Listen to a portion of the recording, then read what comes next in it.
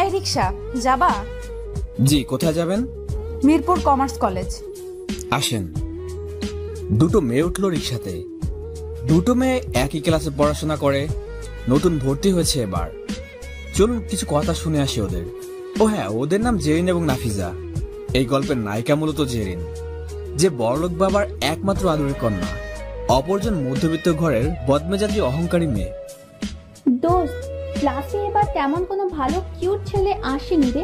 ভাবলাম কলেজে উঠে একটু প্রেম করব, তার হলো না।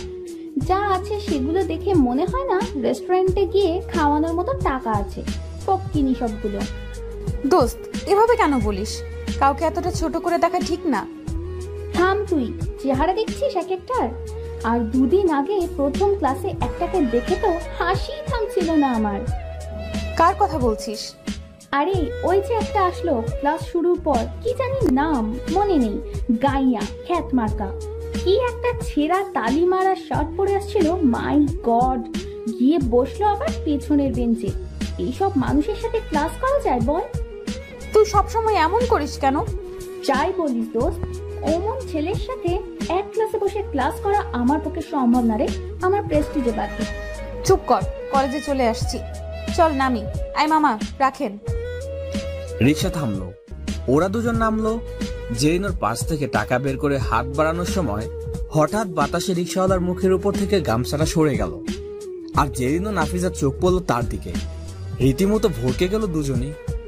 এ তো সেই ছেলেটা যাকে নিয়ে এতক্ষণ নাফিজা তিরস্কার অপমানিত করছিল, যে কিনা ওদের সাথে একই ক্লাসে পড়ে। তুমি তুমি রিক্সা চালাও?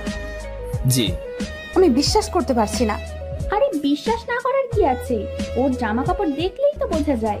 এজন্যই তো বললাম খ্যাত কোথাকার। তুই থাম নাফিসা, ব্যাপারটা কতখানি সেনসিটিভ সেটা একটু বোঝার চেষ্টা কর। আমাদের ক্লাসমেট রিক্সা চালাচ্ছে আর আমরাই তার রিক্সায় উঠেছি।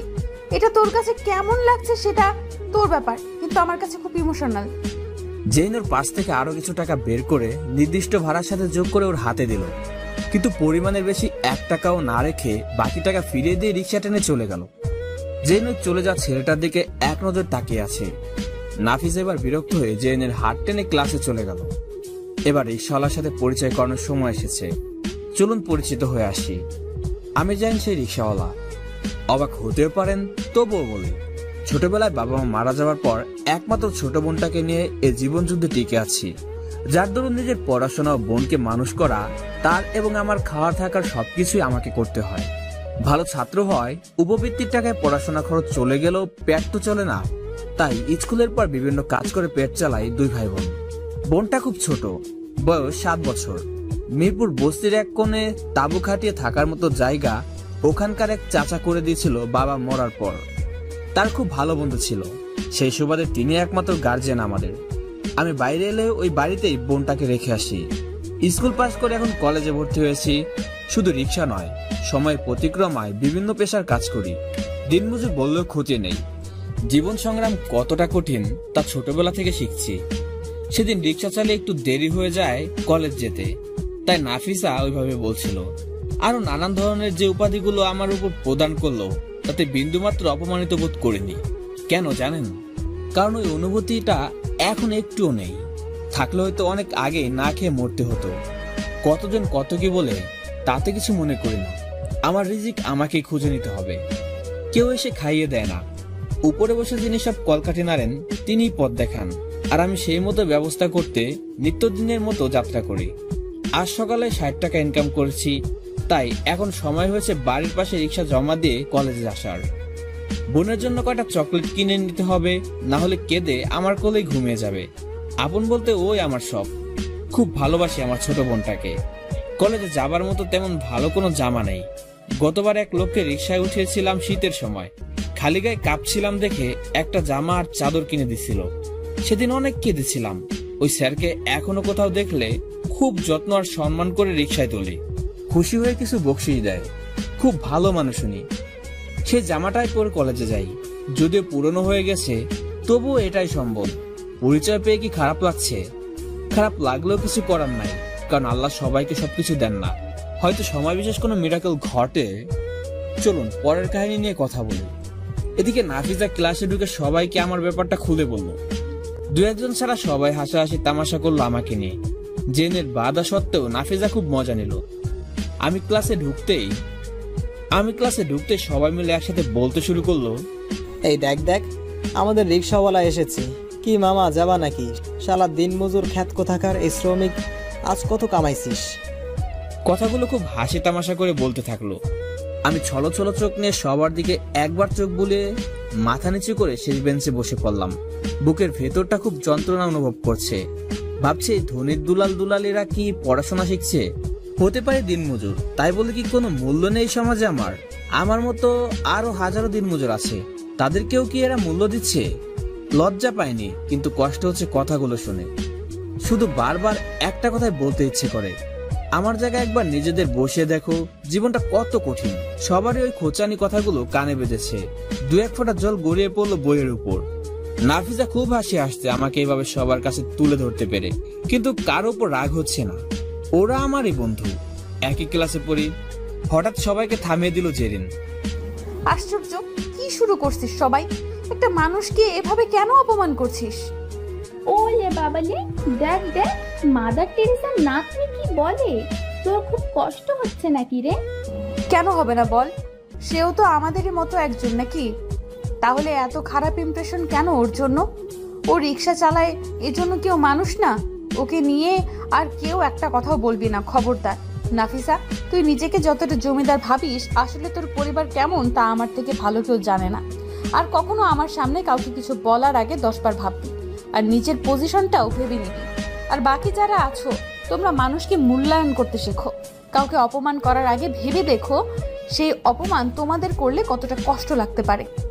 জেনের এমন কথা শুনে সবাই চুপ হয়ে গেল এবং আরো দু একজন তাকে সাপোর্ট করলো, কিন্তু মন থেকে অনেকে মানতে রাজি হলো না। এরই মধ্যে ক্লাস টিচার চলে এলে সবাই যার যার জায়গায় বসে পড়লো। ক্লাস শেষ হলে জেরিন আমার দিকে এগিয়ে আসছে। আমি ক্লাস থেকে বের হতে লাগলাম। জাইন, জাইন। জি, আপনি আমার নাম জানলেন কি করে? প্রেজেন্টের সময় জেনেছি। ও, কিছু বলবেন? সবার পক্ষ থেকে আমি সরি বলছি। ওরা যা করেছে তা মোটেও ঠিক হয়নি। আপনি কেন সরি বলছেন? আর আমি কিছু মনে করিনি। যেটা বলেছে সেটা তো মিথ্যা নয়। মিথ্যা না হলেও সবার একটা আত্মমর্যাদা আছে। কোনো কাজই ছোট করে দেখা উচিত নয়। আর যারা এসবকে ছোট করে দেখে তারা কোনোভাবে সমাজে থাকার যোগ্য না। থাক, বাদ দেন এসব, আমি যাই এখন। কি ব্যাপার, তুমি আমাকে আপনি করে বলছো কেন? তুমি করে বলবা। না না, এটা মানায় না আমার সাথে। খুব মানায়, আমরা তো বন্ধু, তাই না? আর আপনি নয়, তুমি করে বলবা। কি হলো, চুপ করে আসো কেন? আচ্ছা, আমি তোমার ভালো একটা বন্ধু হব। বন্ধু হবে তো আমার? আমি বস্তিতে থাকা একটা ছেলে যে কখনো ভালো একটা জামা পরিনি, তারপরও দিনমজুর, এমন ছেলের সাথে কথা বলতে ঘৃণা করে, আর এই মেয়ে বন্ধু হতে চাচ্ছে। সত্যি আমি অবাক হয়ে গেলাম জেনের এমন আচরণে। ভাবলাম মেয়েটার মাঝে আসলে শিক্ষা আছে, কিন্তু বিষয়টা কেমন জানি লাগছে। তাই তখনই রাজি না হয়ে বললাম পরে জানাবো।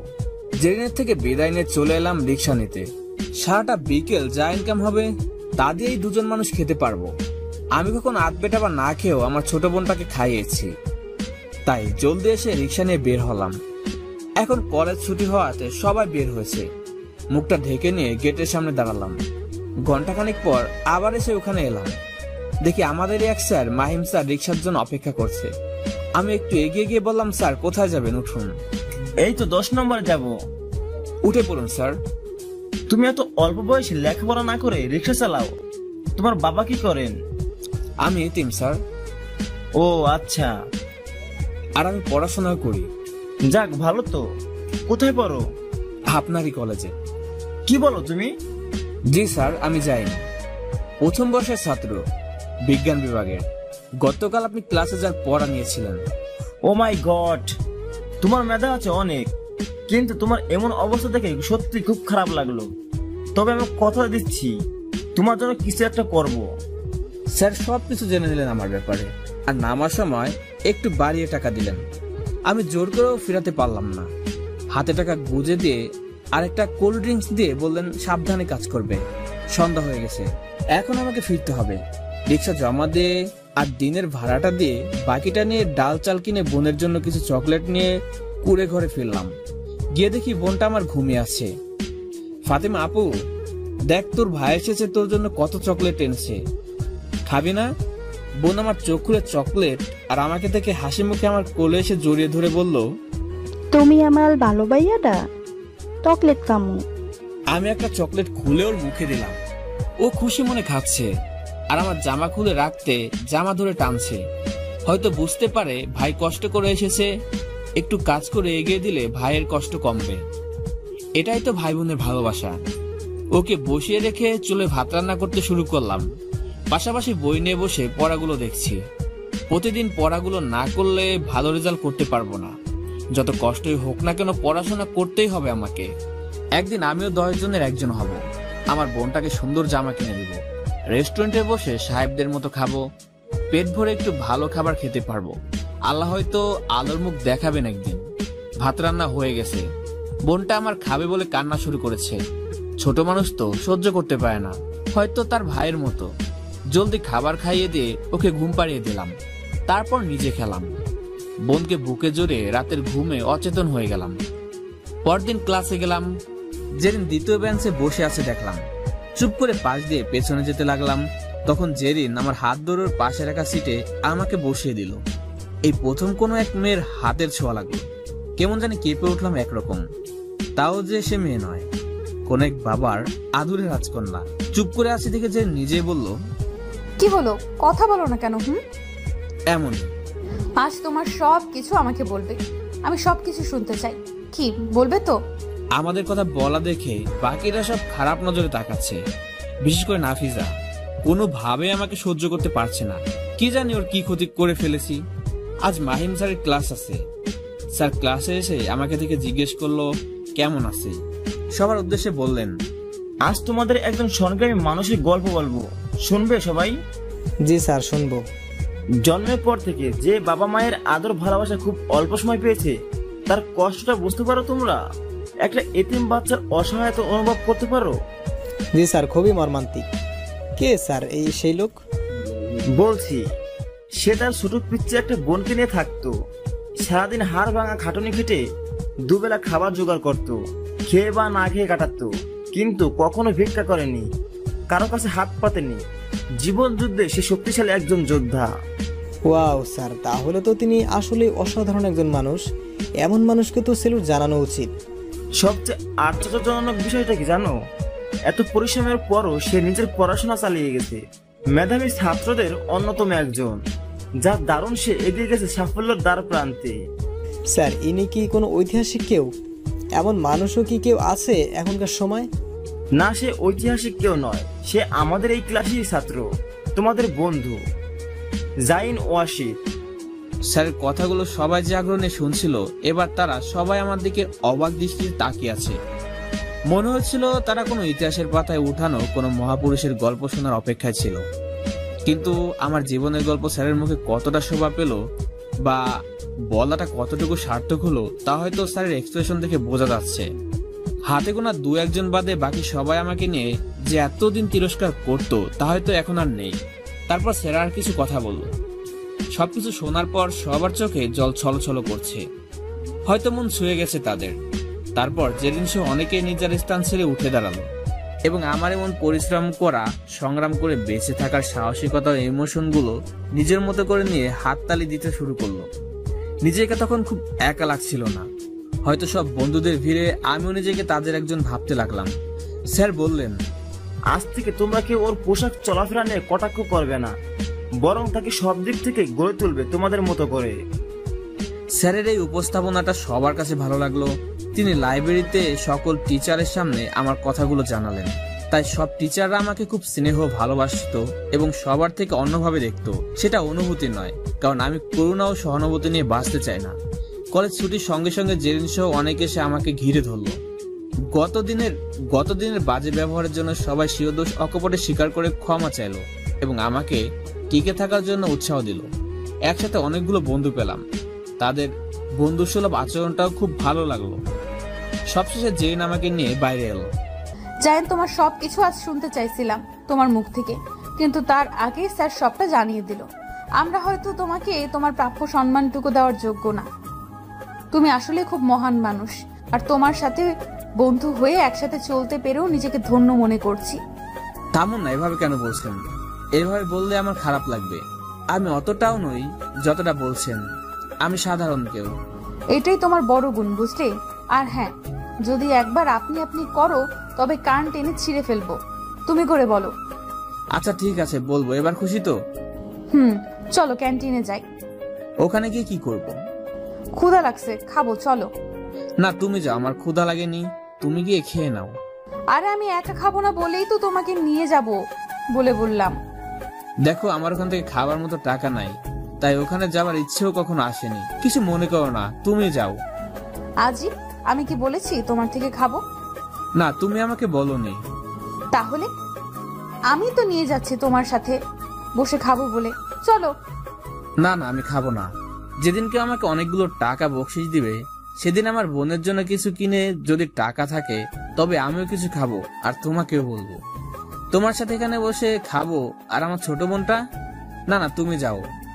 আর আমাকে কখনো খাবার জন্য কিছু বলো না প্লিজ। জেনের চোখ দুটো চকচক করে উঠলো জলে। কপাল ছেয়ে গেল তার। আমার কথায় বুঝতে পারলো হাজার কষ্ট করলেও খাবার কিনে দিতে আর খাওয়াতে সে ব্যর্থ হবে। তাই একটা রিকোয়েস্ট করলো, ও আমার সাথে আমার বাসায় গিয়ে বোনটাকে দেখবে। অনেক রিকোয়েস্ট করলো। ওর মতো এমন একটা মেয়েকে আমি কি করে ওই নোংরা পরিবেশে নিয়ে যাব সেটাই ভাবছি। বাসা বলতে তো একটা তাঁবু, ওখানে পৌঁছাতে কয়েকটা ময়লা কারখানা পার হতে হবে। তাতে ওর সুন্দর জুতা আর পা নোংরা হয়ে যাবে। তবুও জোর করলো আমাকে। অবশ্যই সাথে নিয়ে গেলাম জেরিনকে। যেতে যেতে অনেক কথা বললো জেরিন। ওর মনটা যে একদম পরিষ্কার তার প্রতিটা কথা শুনে স্পষ্ট বুঝে গেলাম। ওকে রিক্সার গ্যারেজটা দেখালাম। তারপর ও কিছু চকলেট আর নানান জিনিস কিনে নিল। আমি শুধু বাধা দিয়ে আটকাতে পারিনি। আমার এসব পছন্দ হয় না কেন জানি। হয়তো সবাই সহানুভূতি নয়, মন থেকেই দেয়, তবুও মানতে কষ্ট হয় আমার। বস্তিতে ঢুকতেই জেরিন বলল, যাই, এখানে তুমি কি করে থাকো? তোমার বোনটা তো খুব ছোট, ওর তো অসুখ হবে। আমি জন্ম থেকে এখানে আছি, তো অভ্যাস হয়ে গেছে। তোমার তো অভ্যাস নেই, তাই খারাপ লাগছে। আর এজন্যই তোমাকে নিষেধ করেছি। একটু পর বাঁধলো আসল ঝামেলা। ছোট চিপা নোংরা রাস্তা পানি বেঁধে আছে, তার উপর কয়েকটা ইট দেয়া, সেগুলো পাড়িয়ে পার হবার জন্য। জেন এটা দেখে আমার দিকে অসহায় দৃষ্টিতে তাকিয়ে আছে। আমি বুঝতে পারছি ও কি চাচ্ছে, তাই ওকে একটু দাঁড় করালাম। তারপর কোনায় কয়েকটা মোটা কাগজের কার্টুন ছেড়ে দিলাম। কোন রকম পার হতে পারলাম ওকে নিয়ে। তারপর আমার ছোট্ট ঘরটা সামনে এলাম। বোনটা আমার একটু পাশেই খেলছিল। আমাকে দেখেই দৌড়ে এলো। ভাইয়া ভাইয়া, তুমি আত্তো? আসছি। দেখ, তোর সাথে কে দেখা করতে এসেছে। কে? জেনের দিকে এক পলকে তাকিয়ে আছে। দেখছে ওকে ভালো করে, কারণ এখানে তো ভালো পোশাক পরতে কাউকে আগে কখনো দেখেনি। ও খুব আগ্রহ নিয়ে দেখছে। তারপর বলল, ভাইয়া ও কে? চাচুর বাসায় টিভির যে মেয়েটা, এটা কি ও? হয়তো চাচার বাসায় টিভিতে কোনো নায়িকাকে দেখেছিল, তাই ভাবছে ও মনে হয় সে। ছোট মানুষের ভাবনা যা হয় আর কি। না রে, ওর নাম জেরিন, আমার সাথে পড়ে। এত কিছু না বুঝেও একটুকু বুঝেছে সে আমার পরিচিত। জেন ওর দিকে তাকিয়ে দেখছে, তারপর হাত থেকে ব্যাগগুলো নামিয়ে ওকে কোলে নিতে গেলে আমি বাধা দিলাম। ওর সুন্দর জামাটা নষ্ট হয়ে যাবে সেজন্য, কারণ বোনটা আমার মাটিতে খেলছিল, শরীরে ধুলাবালি লেগে আছে। কিন্তু জেন ওসবের তোয়াক্কা না করে কোলে তুলে নিল। বোনটাও আমার ওর কোলে গিয়ে একদম চুপ করে আছে, এমনিতে কারো কোলে যেতে চায় না। জেরিন বলল, তোমার নাম কি আপু? ফাতেমা। তোমার নাম কি? জেরিন। তুমি তো খুব মিষ্টি একটা মেয়ে, খুব সুন্দর লাগে তোমার কথাগুলো। আমার ভাইয়াও বলে আমি ভালো। তুমি চকলেট খাবা? চকলেট? একটা হাসি ফুটে ওঠে ওর মুখে, কিন্তু আমার দিকে তাকিয়ে আছে পারমিশনের জন্য। তারপর ব্যাগ থেকে কিছু দামি চকলেট বের করে দিল জেরিন। চকলেট পেয়ে খুব খুশি ফাতেমা। জেন ওকে কোলে নিয়ে কয়েকটা চুমু দিল। আমিও অবাক হয়ে গেলাম। জেনের চোখে মুখে কোনো বিরক্তির ছাপ অব্দি নেই। এতটা মিশুকো। প্রায় 30-40 মিনিট আমার বোনের সাথে সময় কাটিয়ে ওর কাছে ব্যাগগুলো বুঝিয়ে দিয়ে যখন জেরিন বের হলো, তখনও পুরোপুরি অবাক হয়ে গেছে। পুরো বুঝতে সবাই আমার ঘরের সামনে জেনকে দেখতে জড়ো হয়ে গেছে। কারণ সবাই অবাক, ওরকম একটা ফুটফুটে সুন্দরী মেয়ে কিনা এমন পরিবেশ এসেছে। তারপর সবাইকে পরিচয় করিয়ে দিয়ে জেরিনকে নিয়ে চলে এলাম। প্রায় সন্ধ্যা হয়ে গেছে। রিক্সা নিয়ে বের হয়ে জেরিনকে উঠে চললাম ওর বাসার দিকে। তারপর ওকে বললাম রিক্সা চালাতে চালাতে, আমি কখনো ভাবিনি তোমার মতো কে একজন ওখানে গিয়ে এতটা স্বস্তিতে আমার বোনের সাথে মানিয়ে নিতে পারবে। কি যে বলো তুমি, আমার খুব ভালো লেগেছে ওখানে গিয়ে। তোমার বোনটা খুব মিষ্টি, একটু যত্নের অভাব, কারণ মা না থাকলে এমন যত্ন কেই বা করবে বলো। তুমি চিন্তা করো না, সব ঠিক হয়ে যাবে। আর আমি কিন্তু মাঝে মাঝে আসবো ওকে দেখতে। তোমার বাবা মা জানলে তোমাকে খুব বকবে। না, মোটেই না, তারা শুনলে আরো খুশি হবে। শোনো না, একটা কথা বলবো। কি কথা বলো? বলছি যে সারাদিন কত টাকা ইনকাম হয়? সব সময় তো চালাতে পারে না, তবুও মোটামুটি 250 থেকে 300 টাকা হয়, যদি রাতেও কিছু সময় চালাই। আজ বিকেলে তো ফাঁকা গেল আমার জন্য, তো আমি যদি এই টাকাটা তোমাকে দেই, তুমি রাগ করবে না তো? অবশ্যই করব, আমি তোমার থেকে টাকা কেন নেব? আরে আমার জন্যই তো হয়নি, তাই না? না না, তবুও নিব না। এখন থেকে 2 ঘন্টা চালালে যা হবে তাতেই যথেষ্ট। জেন চুপ করে থেকে আবার বলল, আচ্ছা, এভাবে কষ্ট না করে তুমি তো একটা কাজ করতে পারো। যেমন কোনো রেস্টুরেন্টে পার্ট টাইম কাজ করলে তাতে টাকাও হবে, খাবারও হবে, আর তোমার বোনটাও তো বড় হচ্ছে, তাই না? কে দিবে এমন চাকরি? আচ্ছা, দেখি আমি কিছু করতে পারি কিনা। আর তুমি তো ভালো ছাত্র, কয়েকটা টিউশনি করালে তো আরো ভালো হবে, তাহলে এত কষ্ট করতে হতো না। চিনে না জানে না আমাকে কেউ হুট করে কি টিউশন দিবে? তার জন্য তো রেফারেন্স টেনে কথা তুলবে, বুঝলে? আচ্ছা, তোমাকে এত কিছু ভাবতে হবে না, যা করার আমি করব। আর তোমার ফোনও নেই যে যোগাযোগ করব। দেখি কি করা যায়। এত কিছু করতে হবে না, আমি এমনিতে অনেক খুশি তোমার উপর। জেনের বাসার সামনে এসে মাথা ঘুরে গেল আমার। এত বড় অট্টালিকা, বাপরে! জামকালো ভাবে সাজানো বাড়িটা। এত বড় বাড়ির মেয়ে আজ বস্তির নোংরা পরিবেশে ছিল, সেটা জানলে তো আমাকে পিঠাবে মনে হয়। রিক্সা থেকে নেমে জেরিন একটা 500 টাকার নোট গুজে দিল আমার পকেটে। টাকাটা বের করে বললাম, আমার কাছে খুচরো নেই, তুমি খুচরো টাকা দাও। খুচরো করতে হবে না, ওটা তুমি রেখে দাও।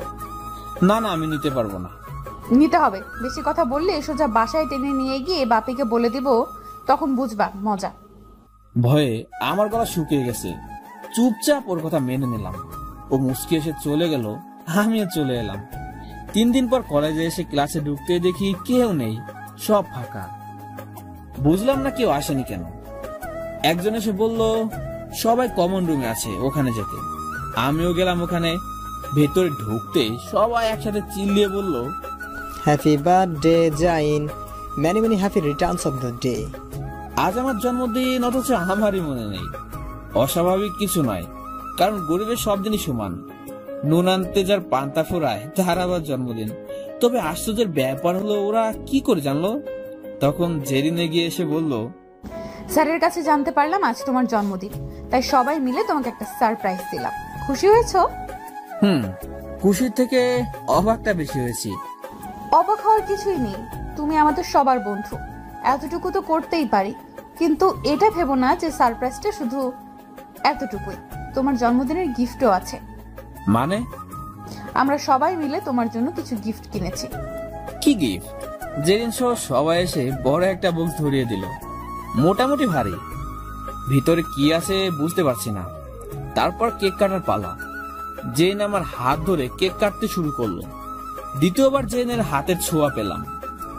একটা অজানা ভালো লাগা অনুভূতি বিদ্যুতের গতিতে সমস্ত শরীরে বয়ে গেল। হাতটা সত্যি খুব নরম ছিল।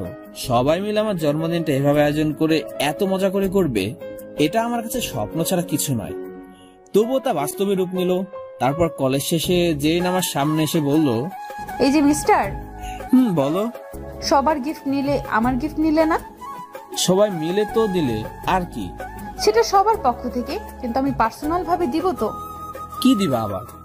তোমার জন্য খুব সামান্য একটা গিফট, এটা নাও। এটা তো মোবাইল, এটা নিয়ে আমি কি করব? তোমার সাথে যোগাযোগ করার জন্য বুদ্ধুরাম। কিন্তু? কোনো কিন্তু না, একদম বেশি বুঝবা না। যা বলছি চুপচাপ মেনে নাও। রাতে বাসায় এসে ফাতেমাকে সামনে বসে গিফট বক্সটা খুললাম।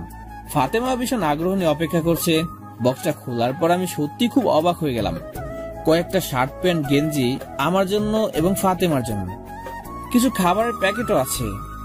আমার বুঝতে অসুবিধা হলো না এসব জেরিনের কাজ, কারণ সবগুলো পারফেক্ট সাইজের। নতুন জামা পেয়ে ফাতেমা খুব খুশি হলো। সে আমাকে জিজ্ঞেস না করে পড়লো না। ভাইয়া কালকে ঈদ, এত নতুন জামা কে দিল? না রে বোন, আমার কিছু বন্ধু দিয়েছে। সেদিন যে আপুটা এসেছিল ও দিয়েছে। খুব ভালো জামা, আমাকেও পরিয়ে দাও না ভাইয়া। ফাতেমাকে একটা জামা পরিয়ে দিলাম। ও খুশিতে নাচছে। কখনো এমন জামা তো পরেনি, তাই খুশির সীমাটা একটু বেশি। সব গিফটগুলো গুজিয়ে রাখছি, এমন সময় ফোনটা বেজে উঠলো। হ্যালো। কি মিস্টার, কি করা হচ্ছে শুনি? গিফটগুলো দেখছিলাম আর ফাতেমাকে জামা পরিয়ে দিলাম। পছন্দ হয়েছে সব? ফাতেমা খুব খুশি হয়েছে, কিন্তু কিন্তু কি? আমার জন্য এত কিছু কেন করলে? কেন এর উত্তর হয়তো জেনে নিজেরও জানা নেই। কেন করছে এসব? হয়তো বন্ধুত্ব, নয়তো তার চেয়েও বেশি কিছু, অথবা সহানুভূতি, নতুবা অন্য কিছু। কোনোটাই ঠিক করে বলতে পারে না। এভাবে কাটতে থাকে কিছুদিন। জেনের সাথে আমার ঘনিষ্ঠতা দিন দিন বাড়তেই থাকে। তবে আমি তাকে খুব ভালো একটা বন্ধু ভাবতে শুরু করলাম, কারণ কোনো কিছুর বিনিময় বা পাবার আশা নিয়ে সে আমার জন্য এত কিছু করছে না। ওর মন মানসিকতা সম্পর্কে যতই জানছি ততই অবাক হচ্ছি। আসলে দুনিয়া এখনো ভালো মানুষ আছে বলেই হয়তো পৃথিবীটা এখনো সুন্দর। কয়েকদিন পর মাহিম স্যার আমাকে ডেকে পাঠালেন। শোনো জাইন। জি স্যার। টিউশনি করাতে পারবে না?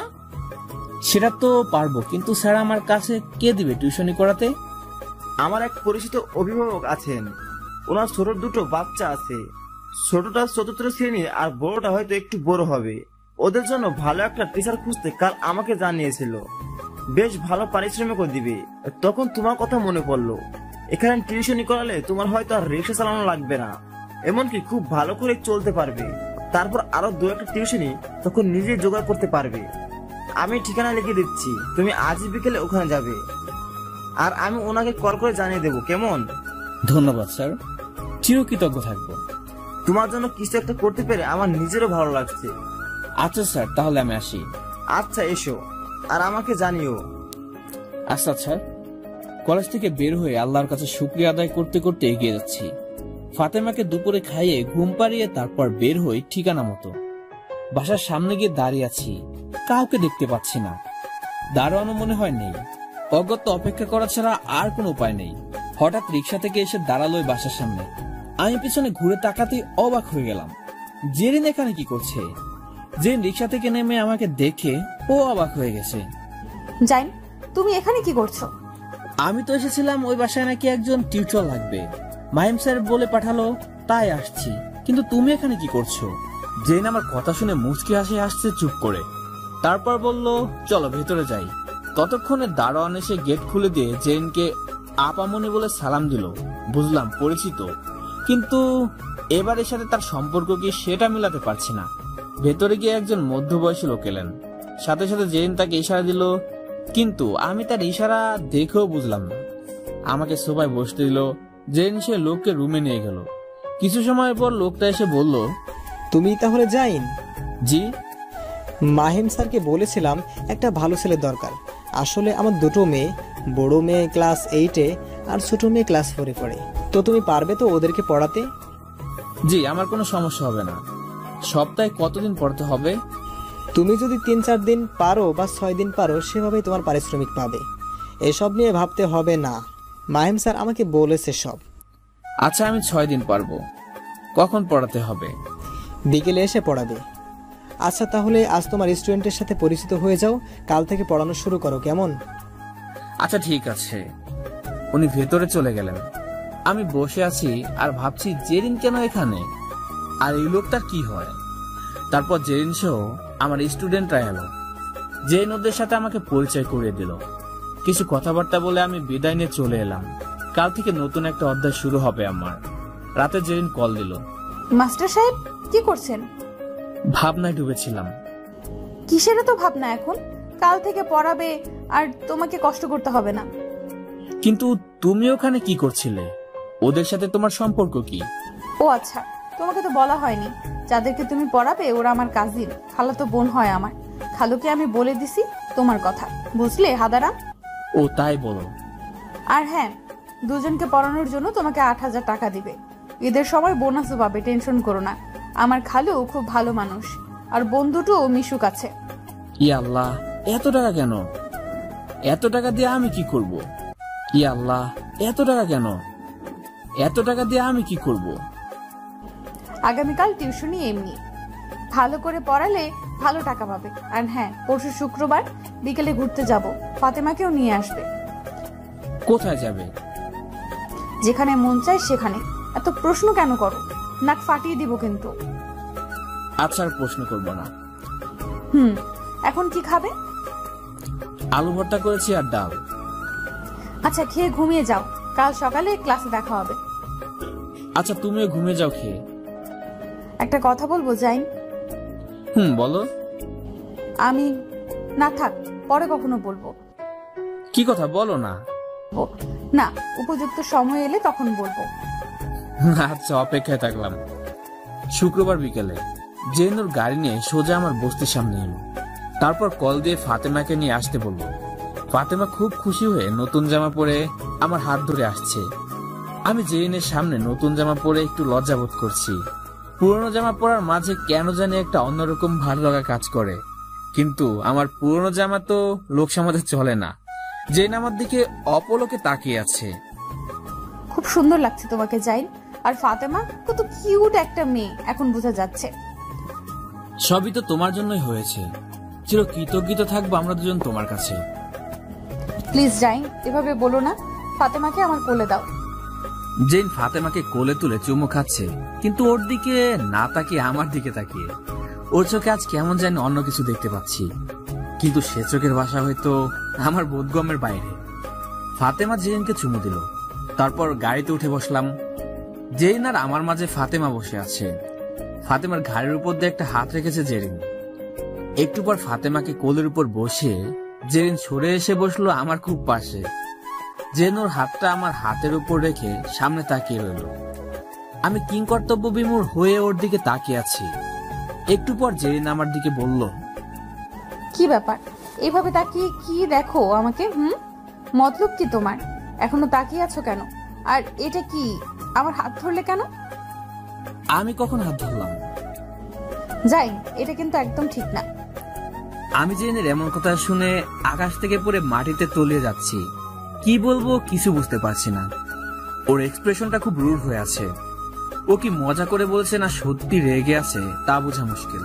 বাধ্য হয়ে ওর হাতটা ধরলাম। সাথে সাথে জেন অন্যদিকে তাকিয়ে মুচকি হাসছে।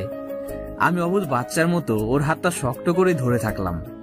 জেনের হঠাৎ এমন রেগে যাওয়া, পরক্ষণে হাসি দেওয়ার কোনো মানেই খুঁজে পেলাম না।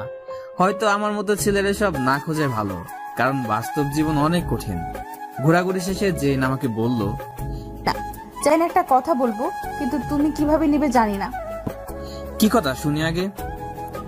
বলছি যে ফাতেমা তো বড় হচ্ছে, ওর দেখাশোনার জন্য একজনকে খুব দরকার। এই বয়সে ওকে সুন্দর করে গড়ে তোলাটা খুব জরুরি। মানে তুমি কি আমাকে বিয়ে করার কথা বলছো নাকি? আরে না ধুর, বিয়ে করার কথা বলবো কেন? বলছি যে ফাতেমাকে যদি আমার বাসায় নিয়ে যাই, ও আমার কাছে থাকবে, ওর কোনো সমস্যা হবে না কখনো। পাগল হয়ে গেছো নাকি তুমি? তোমার বাবা মা শুনলে কখনো রাজি হবে না। দেখো, আজ অব্দি তুমি যা করেছো তার ঋণ শোধ করতে পারবো কিনা জানি না। আমাকে আর ঋণী করো না। যাই, ঋণের কথা কেন বলছো? একটা কথা মনে রেখো, আমি যাই করেছি তোমার জন্য করিনি, সব আমার নিজের জন্য করেছি। নিজের জন্য মানে?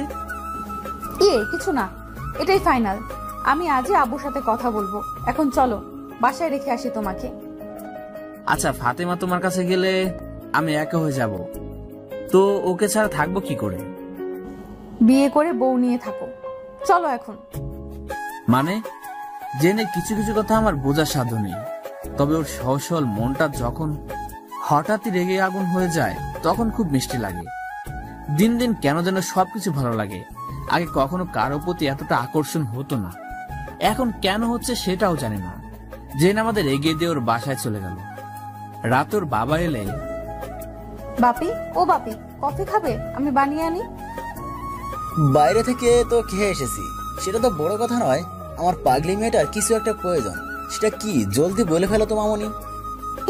না মানে এমনি কিছু না তো। জানি জানি, সামান্য কিছু হলে আমার মেয়ে সরাসরি বলে, কিন্তু নিশ্চয়ই দামি কিছু লাগবে, তাই এত বাহানা। কি বলে, আমি বাহানা করি? না না মামুনি, কে বলে এসব? তুমি বলো কি লাগবে। আমার একটা বন্ধু আছে, নাম জাইন। ও এতিম, একটা পিচ্চি বোন আছে ওর। এখন আমি চাই ফাতেমাকে আমার বাসায় রেখে ভরণ পোষণের দায়িত্ব নিতে। ও আচ্ছা, এই ব্যাপার। বাপি, তোমার তো টাকা পয়সার অভাব নেই, ইচ্ছে করলে 10টা পরিবার স্বাবলম্বী করতে পারবে। প্লিজ বাপি, ওই ছোট মেয়েটার ভবিষ্যতের কথা ভেবে না হয় রাজি হয়ে যাও। আমার তো ছোট কোনো ভাই বোনও নেই, ওকে আমার ছোট বোনের মতো মানুষ করব। বলো না বাপি। তোমার মন মানসিকতা একদম তোমার মায়ের মতন হয়েছে। তুমি যা করছো তার জন্য আমার মনটা খুবই আর গর্ব হচ্ছে। তুমি যা করছো তার জন্য আমার মনটা খুব খুশি আর গর্ব হচ্ছে, কিন্তু এখন যা বললে তার জন্য আমি বেশি খুশি মামনি। তুমি ওকে নিয়ে এসো। আমার এত বড় বাড়িতে কোনো মানুষ নেই। তোমার আম্মু চাইতো তোমার আরেকটা ভাই বোন আসুক, কিন্তু তোমার জন্মের সময় অপারেশন করতে গিয়ে সে সুযোগটাও হারিয়ে গেছে। আমার কোনো সমস্যা নেই, তুমি কালকে ওদেরকে আসতে বলো, আমি সন্ধ্যায় বাসায় থাকবো। আমার লক্ষ্মী বাপিটা। জেন সবকিছু ঠিক করে আমাকে কল করে জানালো। সবকিছু কেমন জানি স্বপ্নের মতো লাগছে। অন্তত আমার বোনের কথা ভেবে সব মেনে নিলাম। আজ বাবা মা বেঁচে থাকলে হয়তো বোনটাকে আমার থেকে দূরে রাখতে হতো না। মায়ের শেষ কথাগুলো আজ খুব মনে পড়ছে। মরার আগে 13 দিন খুব অসুস্থ ছিল মা, বিছানা থেকে উঠতে পারেনি। কি এক অসুখ হলো বলতে পারিনি। কত ডাক্তারের কাছে গেলাম, কেউ ভালো করে বলতে পারলো না। তখন যদি আমার টাকা থাকতো, হয়তো ভালো চিকিৎসা পেলে আমার জন্মদাত্রী মা আজ বেঁচে থাকতো। শুধু মরার আগে বলল, জাইন রে, তোর বাজানের কাছে যাওয়ানোর সময় হয়ে গেছে রে বাপ। তোর বোনটারে দেহা রাখিস আর আমারই ক্ষমা কইরা দিস। মায়ের হাতটা ধরেছিলাম। তখন মায়ের মুখ থেকে অনেক রক্তস্রোত বয়ে যাচ্ছিল। হয়তো আমার শেষ কথাটা মা শুনতে পারেনি। বোটা তখন কিছুই বুঝতো না। কয়েক মাস বয়স তখন ওর। বুকের দুধও খেত। কতটা কষ্ট করেছে ওর জন্য সেটা আমি জানি। আর জেনের ওসিলায় যদি ওর ভবিষ্যৎ ভালো হয় তবে আমি অনেক খুশি। ফাতেমাকে বুকে জড়িয়ে ঘুমিয়ে গেলাম। ততক্ষণে আমার দু চোখ চেপে অশ্রুবন্যা রয়ে গেছে। পরদিন সকালে ক্লাসে গিয়ে জেরিনকে খুঁজছি। কোথায় গেল জেরিন? কয়েকজনকে জিজ্ঞেস করলাম, তারা বলতে পারে না। হঠাৎ তখন জেরিনের ফোন এলো। হ্যালো মিস্টার, কোথায় আপনি? ক্লাসে নাকি? তোমাকে খুঁজছি। কোথায় তুমি?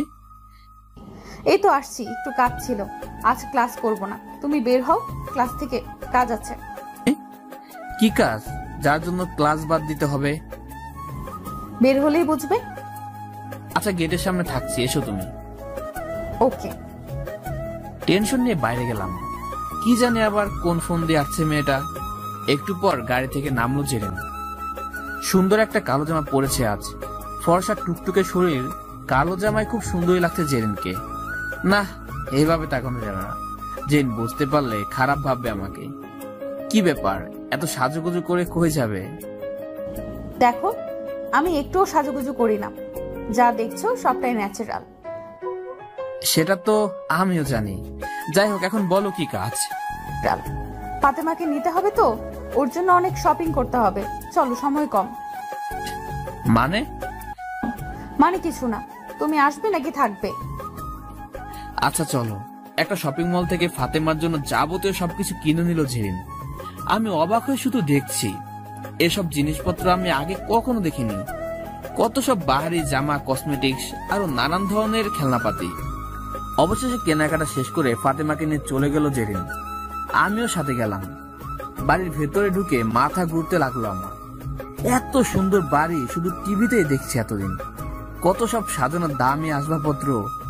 জেনুর আম্মুকে ডেকে আমার সাথে কথা বলতে রেখে ফাতেমাকে নিয়ে গেল গোসল করাতে।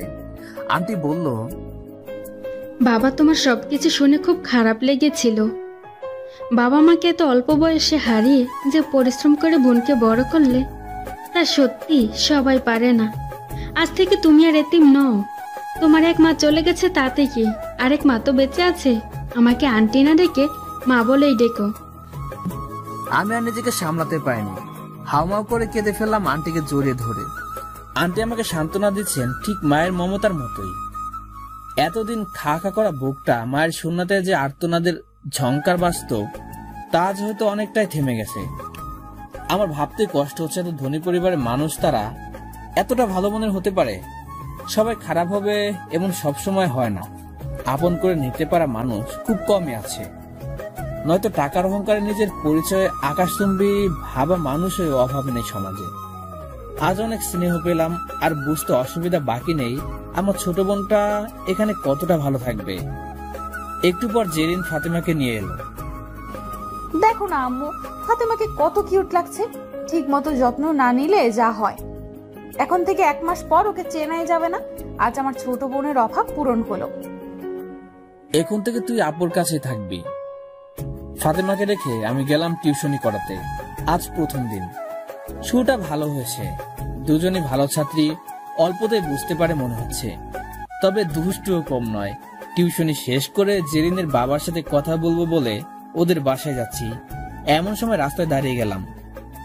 দুটো লোক একটা বৃদ্ধ রিক্সাওয়ালার সাথে খুব বাজেভাবে কথা বলছে। ব্যাপারটা আমার ভালো লাগলো না। এগিয়ে গেলাম।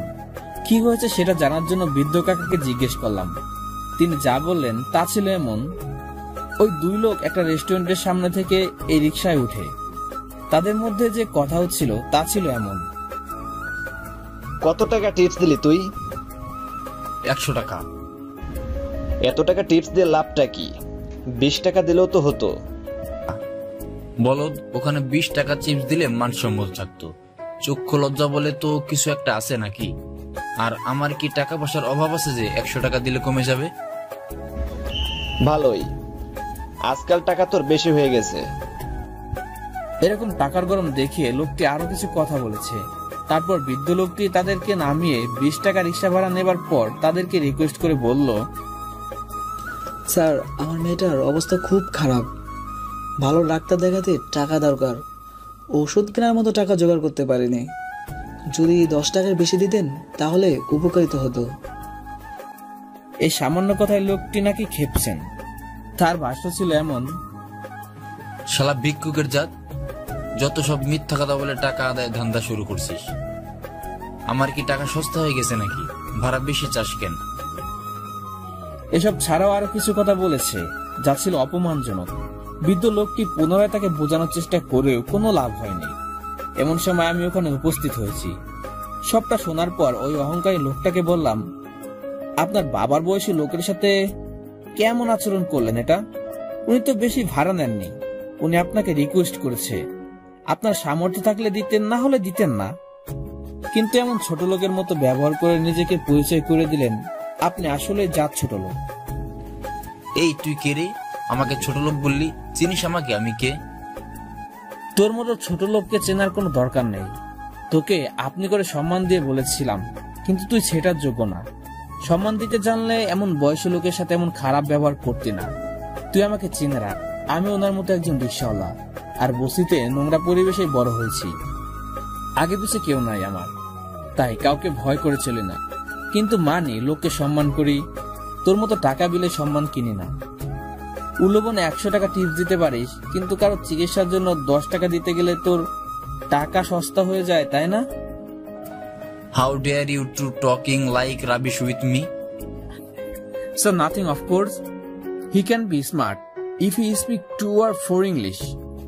Conscience education does not boast of real papers certificates. I can speak English like you. I can speak English like you too. Do not behave badly with any labor in the future. In you have a human baby. Get lost from here.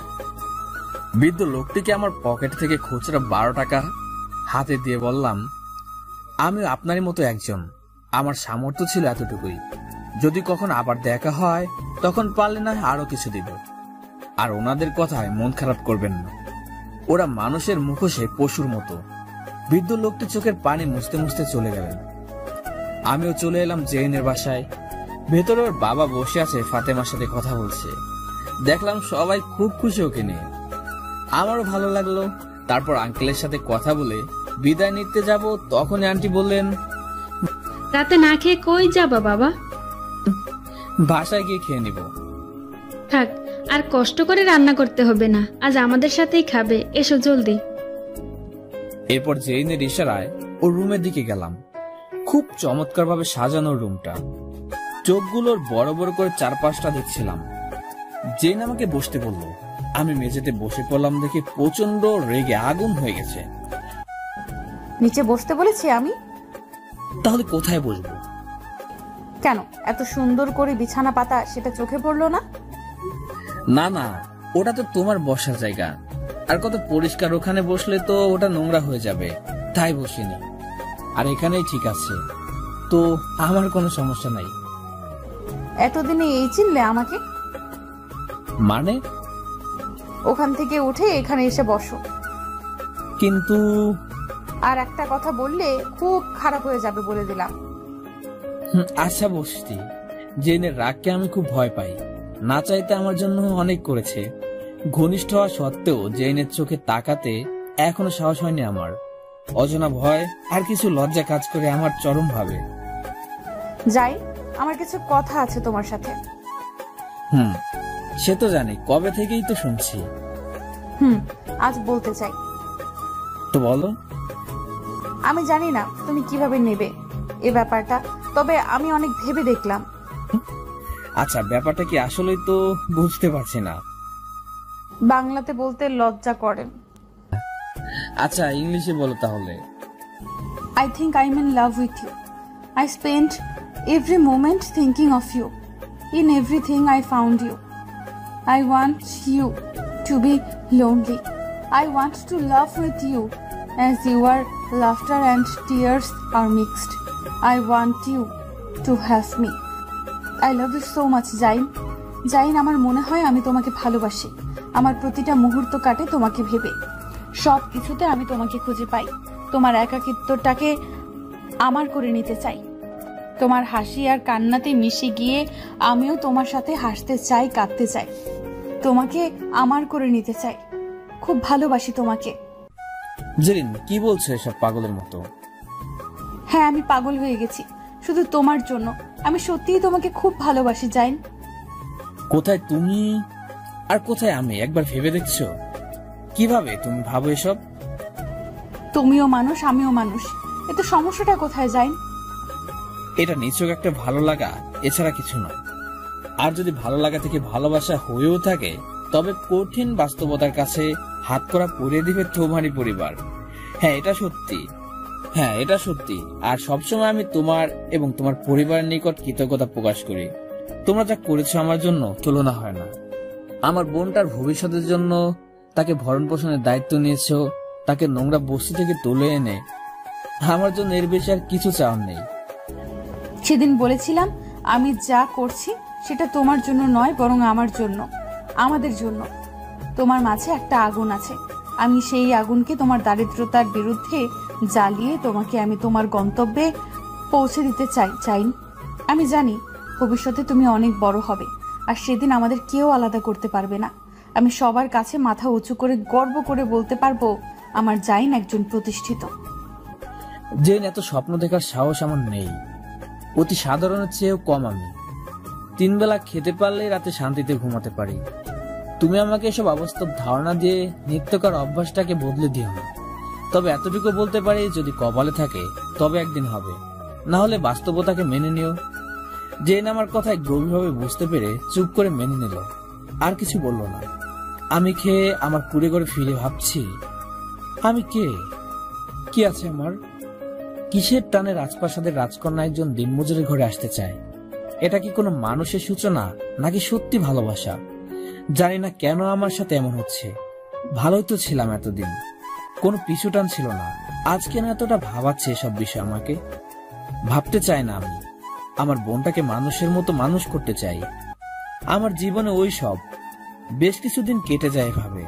বোন ফাতেমা এখন বেশ আনন্দ রাজকীয় ভাবে বড় হচ্ছে। ওকে দেখলে এখন বোঝাই যায় না কোথা থেকে উঠে এসেছে। একজন সন্তানের জন্য তার পরিবার কতটা গুরুত্বপূর্ণ ভূমিকা পালন করে তা এখান থেকে বোঝা যায়। আর সে এত বড় পরিবারের একজন হয়ে বড় না হলেও একজন মায়ের কাছে তার সন্তানের সব থেকে বড় পাওয়াটা থেকে যায়। আমি কি পেয়েছি না পেয়েছি সেটা বড় নয়, আমার বোনটা যেন সবকিছু পেয়ে বড় হয় এটাই আমার জন্য অনেক। তাই ওই পরিবারের জন্য আমি আমার জীবন দিতেও প্রস্তুত। এদিকে টিউশনি করিয়ে আমার দিব্যি কেটে যাচ্ছে। এখন রিক্সা চালিয়ে পেট ভর্তি হয় না। তবে ইদানিং জেনের সাথে বেশি দেখা হচ্ছে অকল্পনীয় ভাবে। যেখানে আমি সেখানে জেন উপস্থিত হয়। এতটা ফলো করতে শুরু করেছে, মনে হয় একজন গোয়েন্দাও তার আসামিদের এতটা নজরদারি করে না, যথেষ্ট কেয়ার করে। কিন্তু আমি সবসময় তার পরিবারের কথা ভেবে দূরে থাকার চেষ্টা করি। কখন আঙ্কেল আন্টি জানতে পারলে আমার উপর থেকে তাদের বিশ্বাসটা উঠে যাবে। সবকিছু ভোগান্তি না আমার বোনের উপর পড়ে, সে ভয়টাই বেশি পায় আমি। তবে আঙ্কেল আন্টি জানে যে না আমার সঙ্গে বেশি মিশে, তবু কেন জানি না ওকে বকাচকা করে না।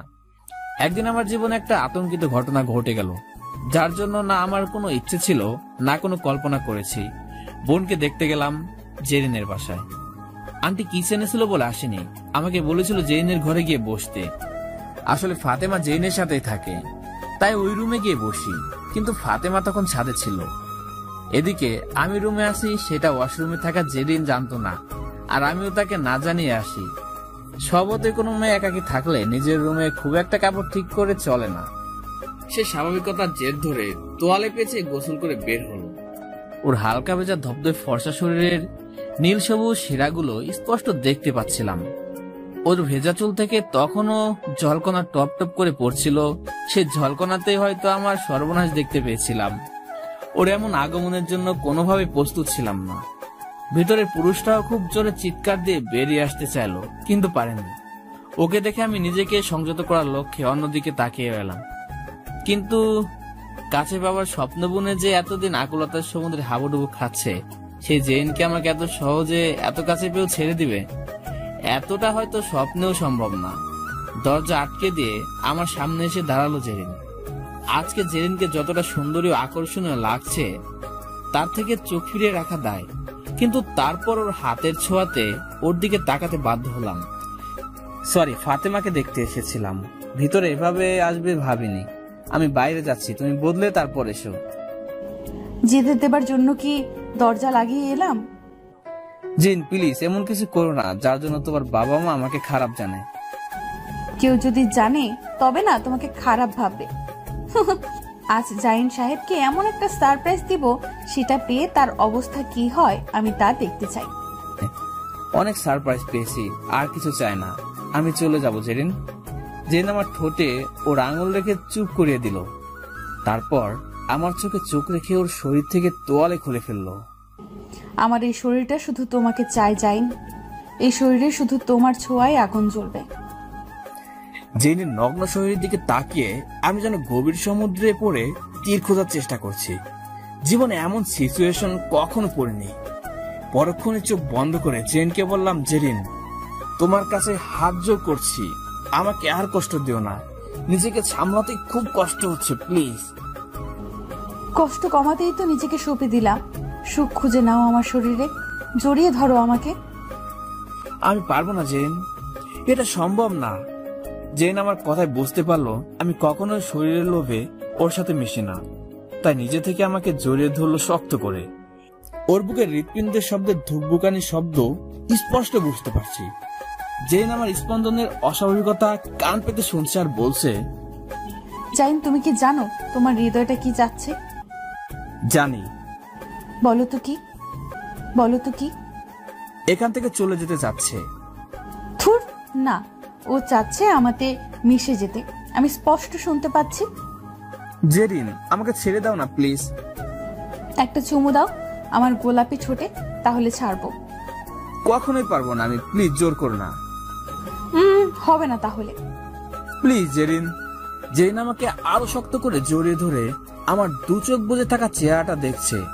তারপর আমার কলার টেনে ধরে ওর পাপড়ির মতো ঠোঁটগুলো আমার ঠোঁটে চেপে ধরলো। ঠোঁটে স্বাদ পেতে সেখানে টর্নেডো চালাচ্ছে। আমি নিজেকে সরিয়ে রাখার প্রাণপণ চেষ্টা করছি, কিন্তু আমার ভেতরের পুরুষটাও ক্রমান্বয়ে ক্ষিপ্ত হয়ে গেছে। অবশেষে বাদ ভাঙলো আমার। চোখ খুলে জেরিনের কামার্ত চোখে আটকে গেলাম। ওর চুমুর পাল্টা জবাব দিতে লাগলাম। জেরিন আমার হাত একটা ধরে ওর কোমরে রাখলো। তখন আমি আমার ভিতরে ছিলাম না, হয়তো হারিয়ে গেছি জেরিনের মাঝে। ওর শরীরটাকে ছুঁয়ে অনুভব করার ব্যাকুলতা নিজের হাতকে সামলাতে পারেনি। জেরিনের ইচ্ছে মতো শরীরের প্রতিটা লোমকূপে ছুঁয়ে দিলাম। কিছুটা সময় ওর সাথে মিশে গেলাম পাগলের মতো। এমন সময় দরজার বাইরে ফাতেমা এসে গেছে। ও ও দরজা নাড়িয়ে জেনকে ডাকলো। তখন শেষ হলো আমাদের মধুক্ষণ। যেদিন দ্রুত গতিতে তোয়ালে পেঁচিয়ে ওয়াশরুমে গেল জামা পরতে, আমি স্বাভাবিক হয়ে দরজা খুলে দিলাম। ফাতেমা আমাকে দেখে সোজা কোলে উঠলো। ওকে আদর করে কোলে তুলে নিলাম। কিছু সময় পর জেন একটা জামা পরে বাইরে এলো। আমি তখন ওর দিকে তাকানোর সাহস পাচ্ছি না। ভীষণ লজ্জার ঘৃণা হচ্ছে নিজের ওপর। কি করলাম আমি এসব? একটা মেয়েকে একা পেয়ে ওর শরীরের সাথে মিশতে শুরু করেছিলাম। কিন্তু আমি তো ইচ্ছে করে করিনি, আমাকে বাধ্য করা হয়েছে। কিন্তু আমি জেনের সামনে আর কি করে আসবো? ও যদি এখন আমাকে দোষারোপ করে, নিজের ওপর থেকে কি তবে সংযতা চলে গেল আমার? দ্রুত বের হয়ে গেলাম। বোনের আর আন্টির থেকে বিদায় নেই। তখন ভেতরে আগুন জ্বলছে। রাত অব্দি কথা হয়নি জেনের সাথে। রাত জেগে থাকতে ইচ্ছে না করলেও সেদিন আমার ঘুম আসছিল না। চোখ বন্ধ করলেও না করলেও শুধু জেনের সাথে ঘটনা সবকিছু ভাসছে। কিছুতেই ভুলতে পারছি না। পাগলের মতো ছটফট করছে মনটা। কি করলাম আমি? তখন জেনের ফোন এলো। হ্যালো জাইন। কি করছো? কিছু না, বসে আছি। জেরিন, আমি কিছু বলতে চাই। হ্যাঁ বলো। আজকের ঘটনার জন্য আমি প্রস্তুত ছিলাম না। সবকিছুর জন্য মাপ চাচ্ছি। আমার নিজের উপর কন্ট্রোল থাকা উচিত ছিল, যা আমি পারিনি। যা কিছু হয়ে গেছে ভুলবশত, সবকিছুর জন্য ক্ষমা চাচ্ছি। শরীরকে কন্ট্রোল করে মন, কিন্তু সেটা সাময়িকভাবে। এখানে তোমার দোষটা কোথায় সেটাই তো বুঝতে পারছি না আমি। আজ যা হয়েছে সেটা আমি তোমাকে বাধ্য করেছি করতে, কারণ আমি তোমাকে ভালোবাসি যাই। নিজেকে দোষী ভেবো না কখনো। আমি নিজেই নিজেকে তোমার হাতে তুলে দিয়েছি। হয়তো বিয়ের আগে এটা ঠিক নয়, তবু আমার মনের ও শরীরের খোরাকটা তুমি, তাই তোমার কাছেই নিজেকে সঁপে দিয়েছি। আমার সম্পূর্ণ শরীরটা তুমি দেখেছো, কিন্তু আমার মনটা কি দেখোনি? নাকি মনের ভেতর যে আগুন জ্বলছে তোমাকে আপন করে পাবার, সেটা চোখে পড়েনি? বুঝতে পারো না কতটা ভালোবাসি আমি তোমাকে? কিসের ভয় নিজেকে দূরে সরিয়ে নিচ্ছ তুমি? কেন আমার মনে অবহেলার কাঁটা বিছিয়ে দিচ্ছ? বিশ্বাস করো জাইন, আমি তোমাকে মন থেকে ভালোবাসি। আর আজকে তোমার হাতে নিজেকে তুলে দিয়ে আমি কোনো ভুল করিনি, কারণ যাকে ভালোবাসি তার কাছেই সঁপেছি আমার সবকিছু। জেরিন, তোমার বাবা মা কখনো আমাদের সম্পর্ক মানবে না। তার চেয়ে বরং আমরা দুজনে নিজেদের সময় দিয়ে সেই পর্যায়ে নিয়ে যাই যেখানে গেলে কেউ আলাদা করার কথা ভাববে না। আমাকে নিজের পায়ে দাঁড়াতে দাও। আমিও সেটাই চাই। তবে আমি তোমার হয়ে থাকবো, তুমিও আমার হয়ে থাকবে, ব্যাস। আচ্ছা, মানলাম তোমার কথা। এবার খুশি? একটু প্রপোজ করতে হবে যে এখন। যেদিন তোমার যোগ্য বলে বিবেচিত হব সেদিনই প্রপোজ করব, এর আগে নয়। না, এই ছেলেটাকে কিছুতেই পাগে আনা সম্ভব না। দাঁড়াও, দেখো আমি কি করতে পারি তা হারে হারে টের পাবে। জাইন আমার কথায় এতটা খুশি হয়েছে যা বলে বোঝানো যাবে না। এতদিনের অনাকাঙ্ক্ষিত স্বপ্ন পূরণ হতে চলেছে, কিন্তু জাইনকে কাছে পাওয়াটা খুব দরকার। চোখের আড়াল হতে দেওয়া যাবে না। শকুনির অভাব নেই আশেপাশে, তাই নিজের প্রিয় জিনিসটাকে নিজের কাছে রাখতে হবে। পরদিন সকালে জেন ফাতেমাকে নিয়ে ওর বাবার কাছে গিয়ে বলল, বাপি, আগামী সপ্তাহে আমার ফাইনাল পরীক্ষা। তো পড়াশোনা কেমন হচ্ছে মামনি? ভালোই, কিন্তু কিন্তু কি? বাপি, তো করো, তোমার বন্ধু বান্ধবী যারা আছে ওদেরকে বলো আসতে। বাপি, সবাইকে কি আসতে বলা যায়? তাহলে সবাই তো ভালো করবে, কেন বোঝো না? তাহলে কি করবা? জাইনকে বলবো শুধু ওর কাছে যে নোটস আছে সেটা বেস্ট। ও হ্যাঁ, ঠিক তো। তাইলে জাইনকে আসতে বলো, এতে সমস্যা কি? উফ বাপি, তুমি দিন দিন বোকা হয়ে যাচ্ছ কেন? আবার কি হলো মামনি? জাইন দিনে কলেজ শেষে টিউশনি করায়, তাহলে ও রাতে এসে আবার কি ওর ঘরে যাবে? ওর কষ্ট হবে না বলো? তাও ঠিক।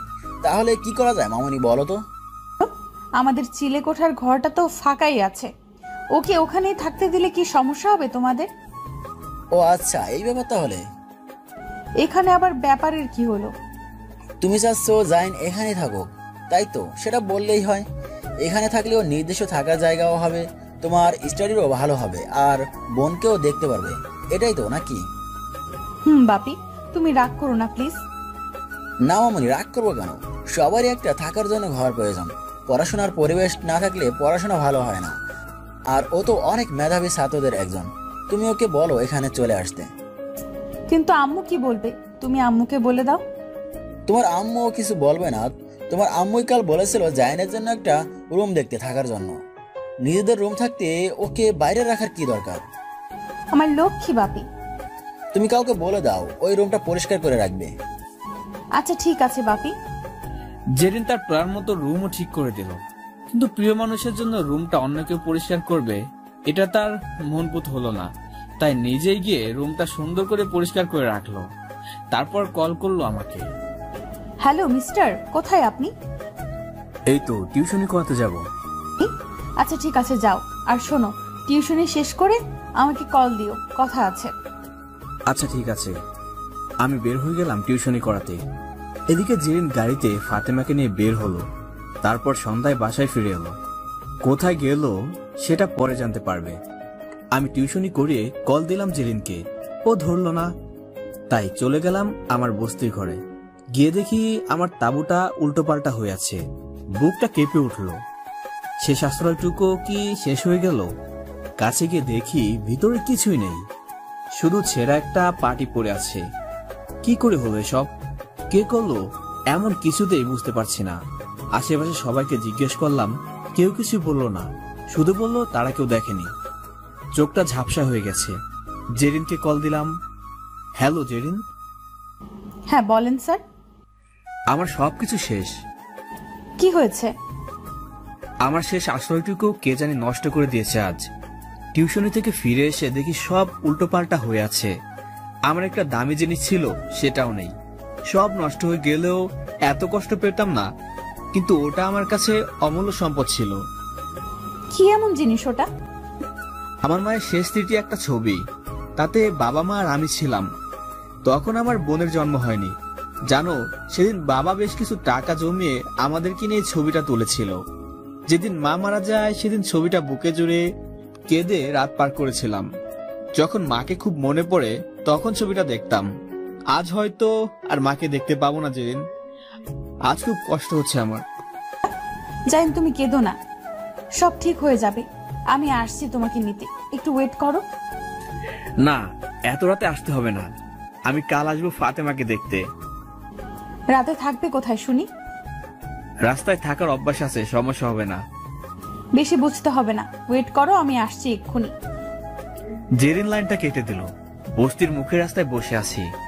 বুকটা ভীষণ ভারী মনে হচ্ছে। মায়ের শেষ স্মৃতিটুকু আগলে রাখতে পারলাম না। কখন চোখে ভেসে পানি পড়েছে বুঝিনি। মায়ের আদর খুব অল্প সময়ের জন্য পেলাম, তার বাকি ছবিটাও আজ হারালাম। জেন একটু পর গাড়ি নিয়ে এলো। গাড়ি থেকে নেমে আমার কাছে এসে বসলো। যাই ওঠো, এতটা মন খারাপ করে থাকলে আমার যে কান্না পাবে এটা বোঝো না কেন? মাকে খুব মনে পড়ছে জেরিন। আচ্ছা মন খারাপ করো না। শোনো, বাপিকে বলে তোমার থাকার জায়গা ঠিক করেছি। আমি তোমাকে আর এখানে থাকতে দেব না। কোথায় যাব আমি? আমার বাসায় থাকবে। তোমার জন্য রুম ঠিক করে রেখেছি। বাপি তোমাকে নিতে বলেছে। একটু কান্না করবা না। আর হ্যাঁ, তোমার জন্য একটা সারপ্রাইজও আছে। কিসের সারপ্রাইজ? গেলেই দেখতে পাবে। জেন আমাকে বগল পাচা করে গাড়িতে উঠিয়ে চললো বাসার দিকে। আমি ওদের বাসায় গিয়ে আঙ্কেল আন্টির সাথে কথা বললাম। আঙ্কেল বলল, বাবা জাইন, আজ থেকে তুমি আমাদের চিলেকোঠার ঘরে থাকবে। তোমার বোনকেও দেখতে পারবে সবসময়, আর আমার মেয়ের সাথে পড়বে। দুজনে গ্রুপ স্টাডি করবে। দুজনের ভালো রেজাল্ট করতে হবে, বুঝলে বাবা? আর হ্যাঁ, খাওয়া নিয়ে টেনশন করতে হবে না, আমাদের সাথেই খাবে। কিন্তু আঙ্কেল, কত করবেন আমাদের জন্য? যতটুকু করার সামর্থ্য আছে ততটুকুই করব। আপনাদের কাছে আমি চিরকৃতজ্ঞ থাকব। আপনাদের এই ঋণ কখনো শোধ করতে পারবো না। এভাবে বলো না বাবা, সময় সব ঠিক করে দিবে। সময় একদিন বলে দিবে কার কি করতে হবে। যাও, তুমি তোমার রুমটা দেখে এসো, তারপর একসাথে খাবো। আচ্ছা আঙ্কেল। ফাতেমাকে কোলে তুলে আদর করলাম। ভাইয়ের কোলে উঠে খুব আরাম পাচ্ছে। গলা জড়িয়ে ধরে আছে আমার।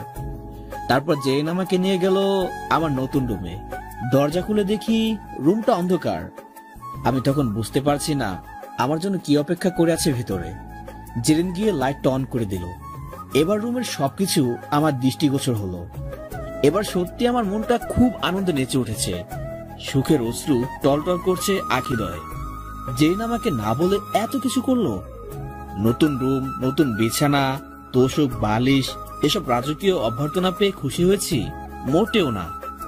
যে মায়ের ছবিটা হারিয়ে গেছে ভেবেছিলাম, সেই ছবিটা সুন্দর পরিষ্কার পরিচ্ছন্ন করে দেয়ালে টানিয়ে রেখেছে জেরিন, ঠিক বিছানার ওপরের দেয়ালে। মায়ের দোয়া যাতে সবসময় আমার মাথায় থাকে। জেরিনের দিকে অবাক খুশির চনমন ভাব নিয়ে তাকিয়ে আছি। এমন করে কি দেখছো শুনি? তুমি আমার মায়ের ছবিটা। আমি আর ফাতেমা গিয়ে সব নিয়ে এসেছি। একটা কাপড়ের থলির ভেতর থেকে ফাতেমা এটা বের করে। তখন ছেঁড়া জামা ফেলে মূল্যবান এটা নিয়ে আসি।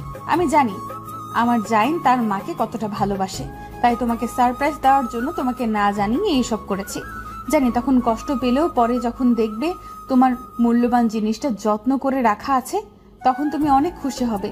আর তোমাকে সব সময় এমন খুশি দেখতে চাই। তোমার মনে কখনো কষ্ট পেতে দিব না জাইন। আর এটাই ছিল তোমার সারপ্রাইজ। কেমন লাগলো বলো? জেনের কথা শুনে নিজেকে সামলাতে পারি না আর। এক বুক ভালোবাসা নিয়ে ওকে আমার বুকে জড়িয়ে নিলাম। জেনের কপালে আলতো করে চুমু খেলাম। জেনের ঠোঁটের কোণে হালকা বাঁকা হাসি ফুটে উঠল। ফাতেমা বলে উঠল। আমি আর জেরিন হেসে উঠলাম পিচ্ছি ফাতেমার কথা শুনে। তারপর দুজন মিলে ফাতেমার দুগালে একসাথে চুমু দিলাম। ফাতেমা দুজনকে দুহাতে আগলে নিল। এজন্য আমাদের ভালোবাসার দেয়ালের মাঝে ছোট্ট একটা সংসার। আমরা তিনজন মিলে খাবার টেবিলে এলাম। রাতের খাবারে আজানটি গোস্ত রান্না করেছে। গোস্ত দেখে সেই কয়েক বছর আগের কথা মনে পড়ে গেল। বাবা বেঁচে থাকতে সে সবাই মিলে গোস্ত খেয়েছিলাম। মা রান্না করে খাইয়ে দিত। তারা মারা যাবার পর ফাতেমা আর আমি ঈদের দিন কেউ কেউ দিলে খেতে পারতাম। নুন আনতে পান্তা ফুরানো সংসারে গোস্ত খাওয়া সম্ভব ছিল না। আনমনে ভাবছিলাম কথাগুলো। ফাতেমা বলল,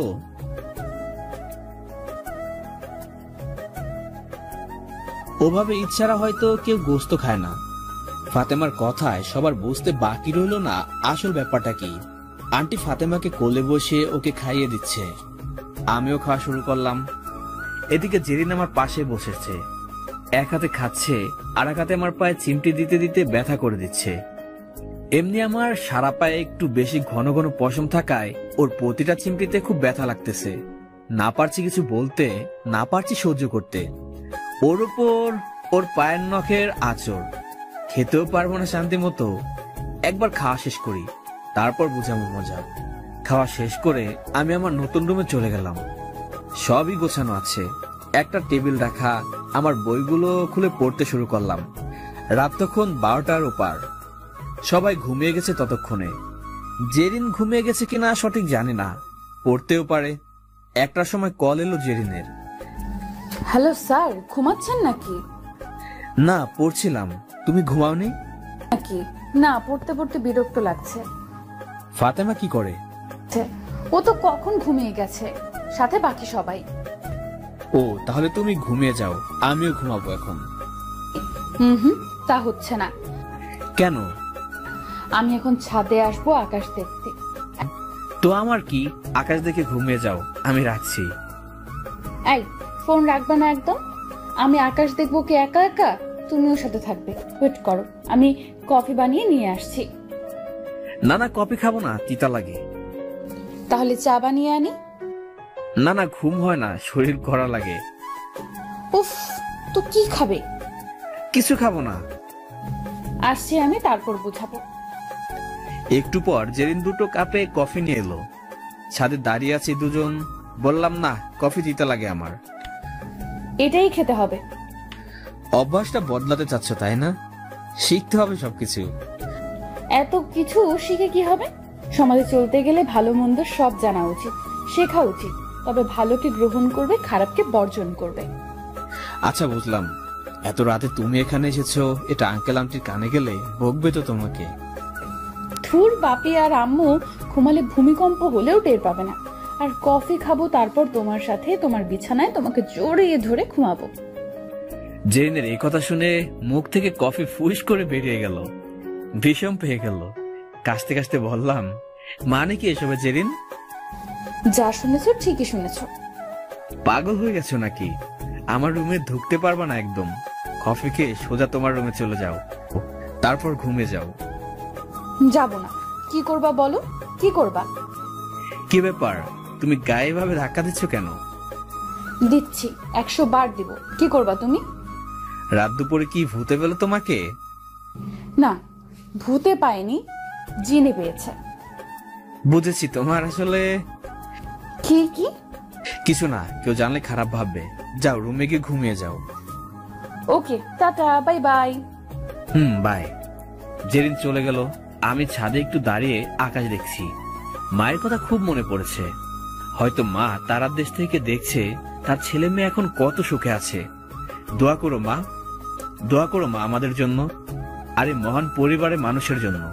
একদিন আমিও বড় হব, সবাইকে বলবো এতদূর আসার পিছনে এই মানুষগুলোর অকল্পনীয় সাপোর্টে বড় হয়েছি। কিছু সময় পর আমার রুমে গিয়ে দরজা লাগিয়ে দিলাম।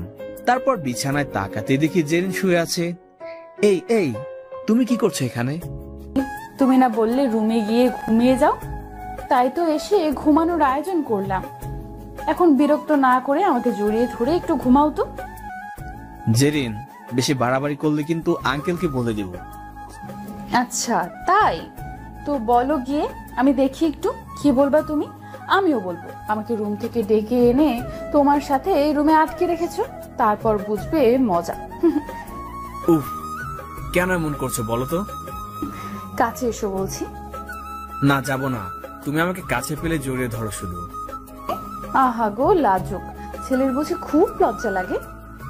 মজা করো না, পরে বিপদ আছে। তাই বুঝি?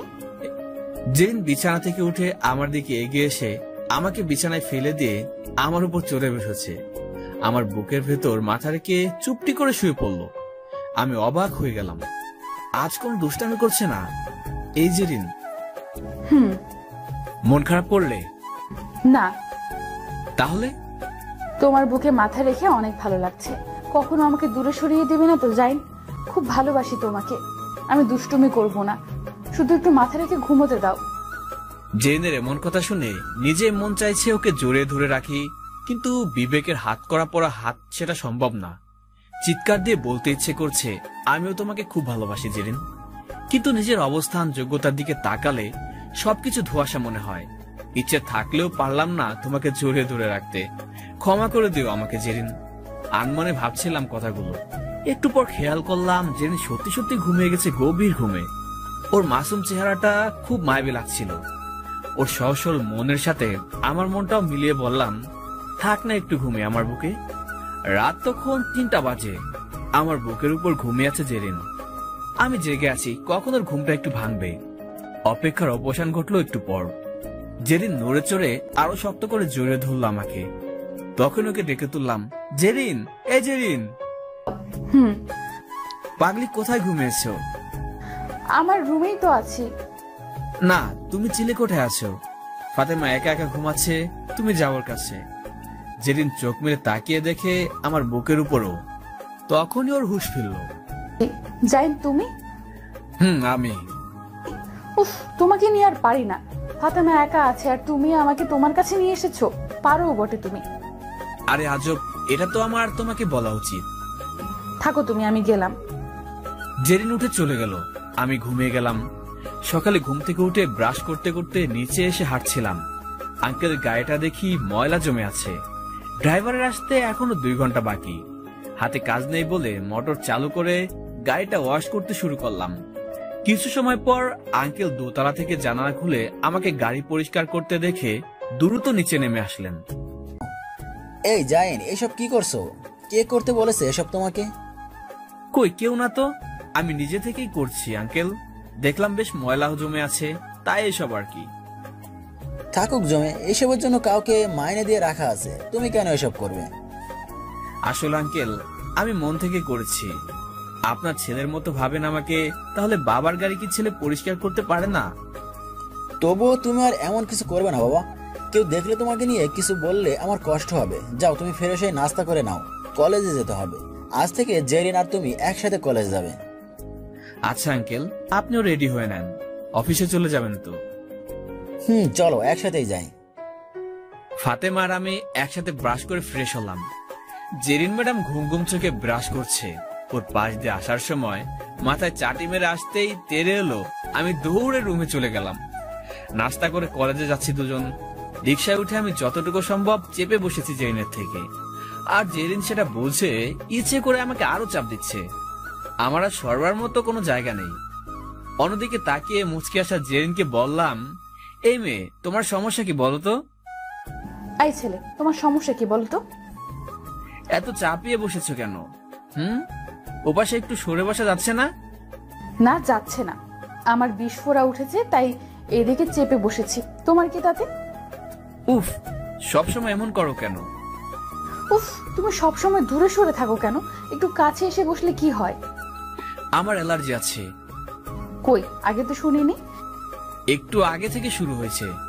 জেরিন এবার রেগে আমার হাতটা শক্ত করে জোরে ধরে বলল, এত অ্যালার্জি, এবার দেখি ছাড়বো না আর। সবাই দেখছে, এভাবে কেন ধরে আছো? হায় আল্লাহ, এত শরম সেদিন কই ছিল? খুব তো একেবারে খক খক খক খক খক।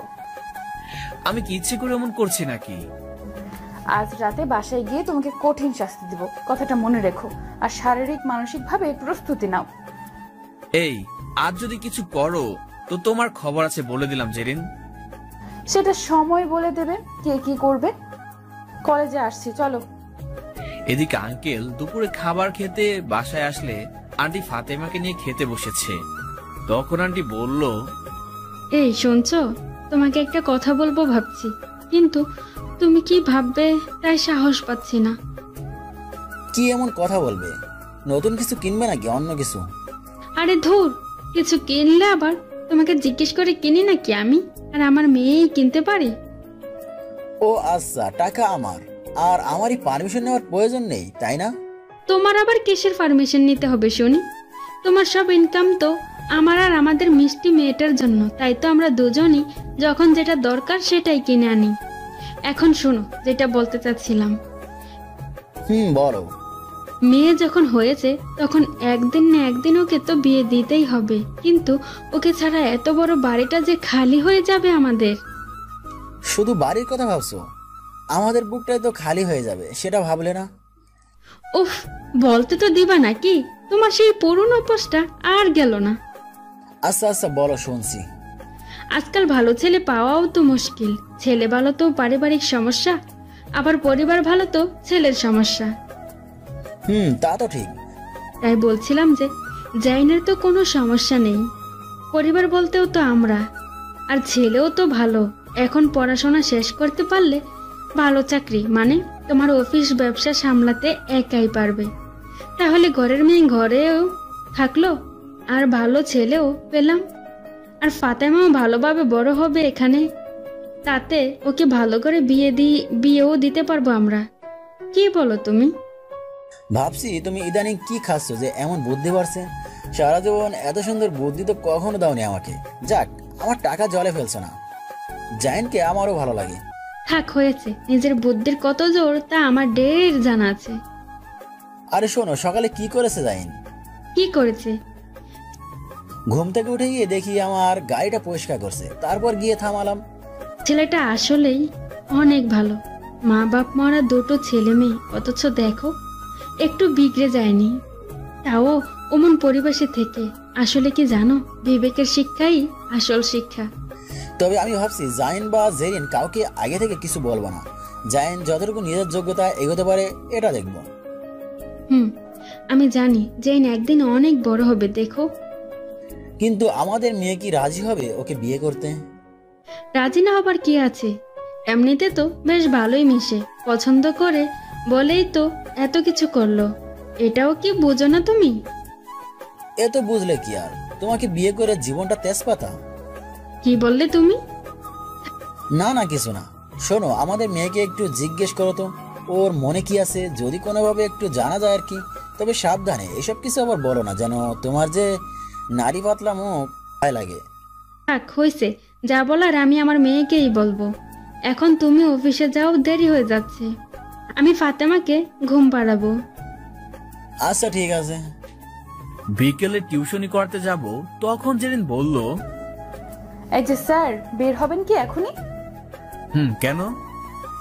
না, আমিও যাব। খালার সাথে দেখা করতে হবে, একসাথে গিয়ে একসাথে আসবো। একটু ওয়েট করো, আমি রেডি হয়ে আসছি। তবেই হলো, 1 ঘন্টা লাগবে সাজুগুজু করতে। আমি সাজুগুজু করি না, কতদিন বলবো তোমাকে? হয়েছে হয়েছে, জলদি করো। অতঃপর দুজন বের হলাম। খালার বাসায় গিয়ে জেরিন চলে গেল ওর আন্টির সাথে কথা বলতে। আমি গেলাম পড়াতে। আমার স্টুডেন্ট বড়টা থেকে ছোটটা বেশি পাকনা। একসাথে এসেছি দেখে ছোটটা বলল, ভাইয়া আপনি নাকি এখন আপুদের সঙ্গে থাকেন? আপু। তাহলে তো ভালোই হলো, আপুদের বাসায় গেলে আপনার সাথেও দেখা হবে। আম্মু নিয়ে গেলে যাব। কাল তো শুক্রবার, কাল এসো, সবাই মিলে অনেক আড্ডা দিব। আজ কিন্তু আপনাদের দুজনকে খুব মানিয়েছিল। মানে? না, একসাথে এলেন তো তাই। ও এসব কথা বাদ দাও, এখন পড়ো। আন্টি সবার জন্য নাস্তা রেডি করে জেরিনকে দিয়ে পাঠিয়ে দিল। জেরিন নাস্তার ট্রে টেবিলের মাঝে রেখে বলল, অনেক লেখাপড়া হলো, এখন সবাই খেয়ে নাও জলদি। একটু পর আনলে হতো না? না, হতো না। বেশি কথা বললে নাক ফাটিয়ে দিব কিন্তু। জেনের কথা শুনে দুজনে হেসে অস্থির। ওরা নাস্তা করতে শুরু করেছে। আমি এখনো হাত গুটিয়ে বসে আছি দেখে জেরিন খোঁচা মেরে বলল, স্যারকে কি গালে উঠিয়ে খাইয়ে দিতে হবে নাকি? জি না, মেয়েদের হাতে খাই না আমি। খাও না তাই না? ঠিক আছে, সময় হলে দেখে নিব। টিউশনি শেষ করে বাসে আসবো তখন জেরিন মাঝপথে নেমে গেল। বলল, রিক্সা করে না গিয়ে হেঁটে যাব। কেন? এমনি চলো। অগত্য হাঁটতে শুরু করলাম। জেরিন চুপচাপ হাঁটছে। একটু পর আমার আঙুলের ফাঁকে ওর আঙুল রেখে হাঁটতে শুরু করলো। তারপর আনমনা ওর নরম সুরে বলল, জানি তোমার হাতটাকে অনেক ভরসা করি, কখনো আমাকে ছেড়ে চলে যেও না প্লিজ। আমি মনে মনে বললাম, ছেড়ে আর কোথায় যাব তোমাকে রেখে? আমিও যে তোমাকে অনেক ভালোবাসি জেরিন, কিন্তু মুখ ফুটে বলতে চেয়েও পারি না। এর চেয়ে কষ্ট আর কি আছে সেটা তোমাকে কি করে বোঝাই? কোনো একদিন বলবো তোমাকে কতটা ভালোবাসি। জানি না সেদিন তোমাকে পাবো কিনা। যাই, চুপ করে আছো যে। আচ্ছা, আমি কি এতটাই খারাপ মেয়ে যাকে তোমার একটুও পছন্দ হয় না? বলো না যাই। জেরিন, এসব কি বলো? তুমি কি বুঝো না আমি তোমাকে কতটা ভালোবাসি? সবই বুঝি আর সবই জানি জেরিন, শুধু সময়ের অপেক্ষা।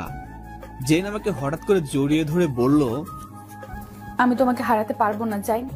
আমি শুধু তোমাকে চাই, আর কিছু চাই না। আরে পাগলি, এত মন খারাপ করছে কেন? আমি কি চলে যাচ্ছি কোথাও, নাকি কেউ আমাকে বিয়ে করে পালিয়ে যাচ্ছে? জেরিন বেঁচে থাকতে তোমাকে কেউ বিয়ে তো দূরে থাক, দু চোখ তুলে দেখবে সেই সাহস পাবে না, মনে রেখো। আচ্ছা ঠিক আছে, এখন তো ছাড়ো, সবাই দেখছে তো। উফ, তাতে আমার কি? এখন ছাড়েন ম্যাডাম, রাতে জড়িয়ে ধরে কালকের মতো ঘুমিয়েন কেমন? কি সত্যি? তাহলে চলো। রাতে খাবার খেয়ে রুমে এসে পড়েছি। 12টার পরপরই জেরিন চুপি চুপি এসে হাজির। আজ আবার এসেছো তুমি? তো কি হয়েছে শুনি? কবে যে তোমার জন্য বকা শুনবো কে জানে। জেরিন দরজা লাগিয়ে দিয়ে আমাকে জড়িয়ে ধরে বলল, আজ আমি কোথাও যাব না তোমাকে ছেড়ে। সারা রাত ঘুমাবো এভাবে জড়িয়ে ধরে। ঢং যত সব। ওহো, আজ তো তোমার শাস্তি আছে, পাও না, মনেই ছিল না। না জেরিন, একদম দুষ্টামি করবে না। জেরিন আমাকে বিছানায় ফেলে দিয়ে আমার এক হাত গামছা দিয়ে আর এক হাত ওর ওড়না দিয়ে খাটের দুপাশে বেঁধে দিল। এই, আমাকে বাঁধলে কেন? না, চুপ, একটা কথা বলবে না। কিন্তু এভাবে কেন? চুপ। জেরিন আমার উপর চড়ে বসে এক এক করে ওর শরীর থেকে জামা খুলতে লাগলো। এমন অবস্থা কার সহ্য হয়? জেরিন প্লিজ, এমন করে আমাকে কষ্ট দিও না। এটাই তোমার শাস্তি, দেখো কতক্ষণ সহ্য করতে পারো। এরপর শুরু হলো জেরিনের তাণ্ডব লীলা। উন্মাদের মতো চুমু খেতে শুরু করেছে আমাকে। তাতে আমার অবস্থা শোচনীয়। চুমু খেলেও ভালো হতো, কিন্তু কামড়গুলো কিছুতে সহ্য করতে পারছি না। উত্তেজনায় রক্ত টকবক করছে আমার। এরপর জেরিন ওর বুকের সাথে আমার মুখটাকে চেপে ধরে বলল, আমার হৃদয়ের আকুলতা কি তুমি বুঝতে পারো না যাই? বেশ পারছি। এখন আমাকে মুক্তি দাও প্লিজ। এত সহজে তোমাকে ছাড়বো না। আমার কষ্ট হচ্ছে নিজেকে সামলাতে জেরিন, প্লিজ। কষ্ট পেতে বলে কে? কোথায় কষ্ট হচ্ছে শুনি? আমার সারা শরীরে। ওলে বাবা লে, আতো তোমাকে তা থামিয়ে চুমু খাবো। আমাকে ছেড়ে দাও না জেরিন। কে শুনে কার কথা? জেরিন আমার সারা শরীরে চুমু খাচ্ছে। ধৈর্য আর উত্তেজনা বাদ ভেঙে যাচ্ছে ওর প্রতিটা চুমুর গভীরতায়। জেরিনের নগ্ন বুকটা আমার বুকের সাথে মিলে শক্ত করে জোরে ধরে আছে। এরপর আমার চুলগুলো আঁকড়ে ধরে আমার ঠোঁটগুলো পরম সুখে আবাদ করছে।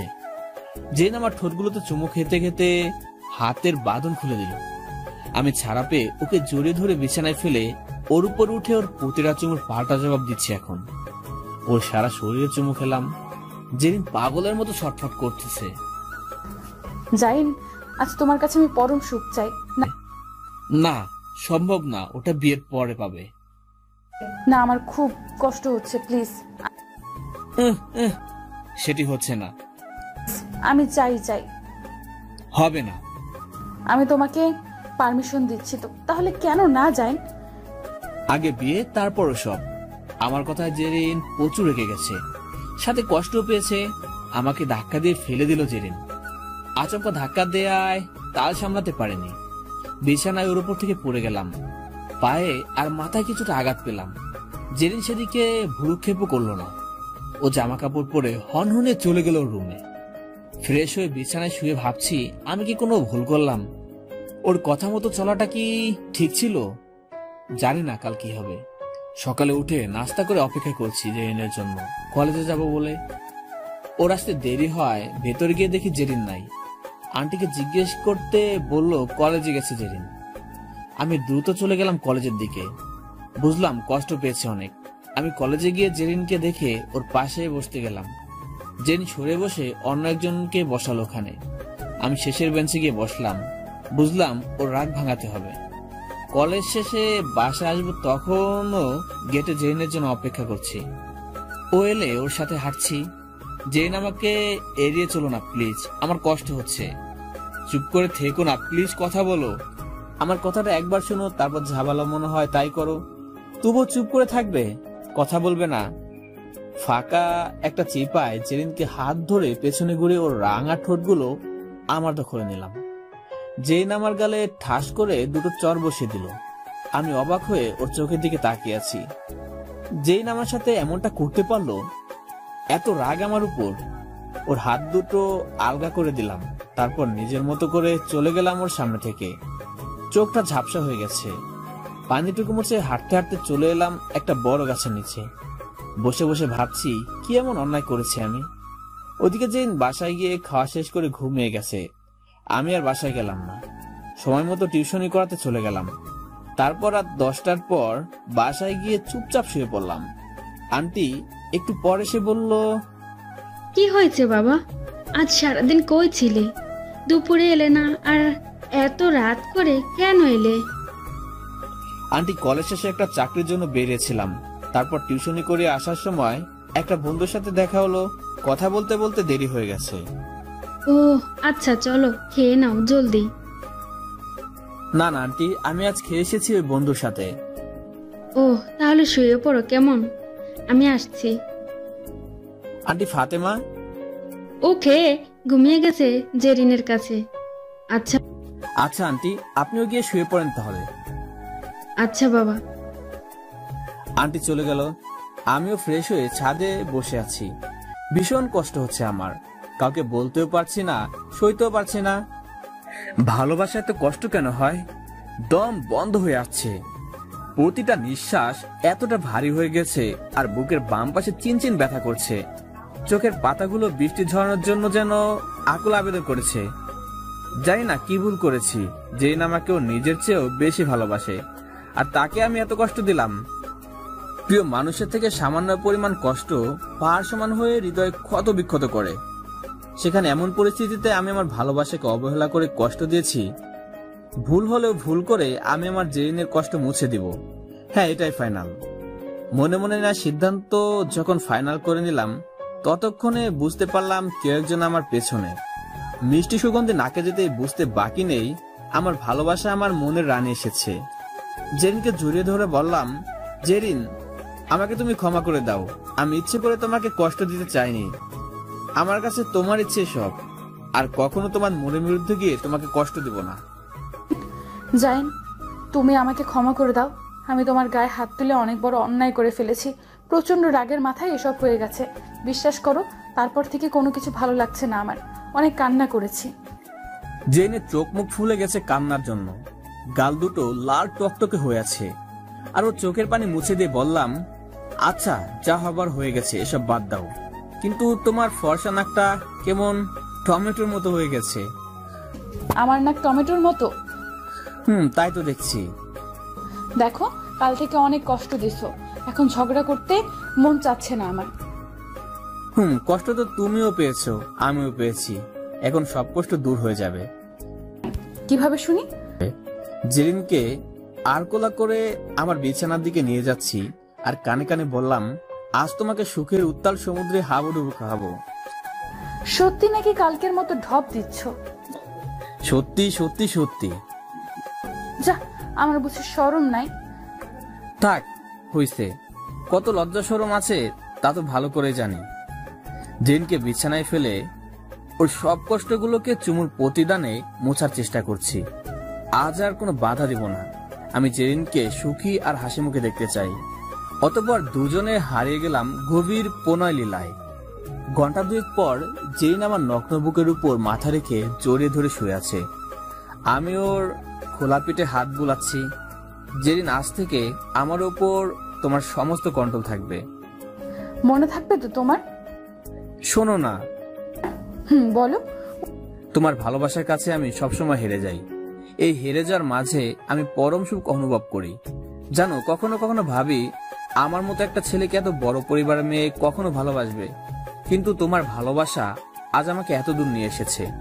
জানো জেরিন, তুমি যখন আমাকে বারবার বলতে তুমি আমাকে ভালোবাসো, তখন আমারও চিৎকার দিয়ে বলতে ইচ্ছে করতো আমিও তোমাকে ভালোবাসি, অনেক ভালোবাসি জেরিন। কিন্তু সাহস হতো না আমার অবস্থানের জন্য। নিজের ভেতরে খুব কষ্ট হলেও তোমাকে বুঝতে দিতাম না। আজ আমার বলতে কোনো বাধা নেই, আমি তোমাকে খুব ভালোবাসি জেরিন।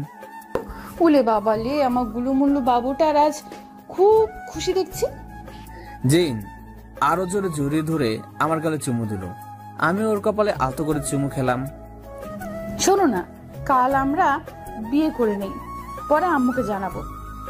তাতে তারা যদি খেপে যায় তাহলে সব শেষ হয়ে যাবে জেরিন। যা হবে পরে হবে, আমি তোমাকে হারাতে পারবো না। আচ্ছা, মাথা গরম করো না, যা ভালো হয় হবে, আমি সেটাই করব। তুমি কোনো তাড়াহুড়ো করো না। আচ্ছা, তাহলে আমার একটা শর্ত আছে। কি শর্ত বলো? আমি আবারও এখন হাবুডুবু খাবো। ওরে হারামি দুষ্টু মেয়ে। ভালোবাসার সাগরে আরেকবার সাঁতরে এলাম দুজন। তারপর জেরিন রুমে চলে গেল। পরদিন দুপুরে বাসায় এসে দেখি কিছু মেহমান এসেছে। তাদের কথা শুনে সব না বুঝলেও এতটুকু বুঝেছি তারা বিয়ের ব্যাপারে কথা বলছে, আর সেটা জেরিনের বিয়ে নিয়ে। আমার বুকটা কেঁপে উঠলো ওদের কথা শুনে। জেরিনকে বিয়ে করবে, তাহলে আমার কি হবে? সবকিছু এত জলদি শেষ হয়ে যাবে? এত স্বপ্ন, এত ভালোবাসা, তার কোনো মূল্য থাকবে না? না না, এটা কিছুতে মানতে পারবো না আমি। যে করে হোক এই বিয়ে আটকাতে হবে, না হলে আমার ভালোবাসা হারিয়ে যাবে। কি হয়েছে জাইন তোমার? না, কিছু না, এমনি কিছু হয়নি। জাইন, জাইন। জেনের সামনে থেকে চলে গেলাম। নিজের রুমে গিয়ে দরজা বন্ধ করে দিলাম। এদিকে জেরিন ওর আম্মুকে ফোন করে সব জানতে চাইলো ওখানে কি হয়েছে। বলল বাসায় এসে সব বলবে। আঙ্কেল ওনাদের কোনো কথা না দিয়ে সৌজন্য সাক্ষাৎ করে বাসায় চলে এলেন। বাসায় এসে বসলো সবাই ড্রয়িং রুমে। জেরিন এসে জিজ্ঞেস করলো, তারপর আঙ্কেল আন্টি সবাই সবকিছু জানালো। চমৎকার বাপি, এমন করে জাইনকে তোমাদের সামনে অপমান করলো আর তোমরা কিছুই বলে না। ওখানে বলিনি, তার মানে এই না যে একেবারে ছেড়ে দিয়েছি। ওই ছেলে যতই বড় বড় সার্টিফিকেট অর্জন করুক না কেন, বিবেকের শিক্ষা মোটেই অর্জন করতে পারেনি। তাতে কি, তোমাদের মান সম্মান তো আগে, তারপর মেয়ের সুখ, তাই না? টাকা আছে না, সুখ তো এমনি আসবে। কি বলো বাপি? না রে মা, তোমার বাপি এখনো মরে যায়নি।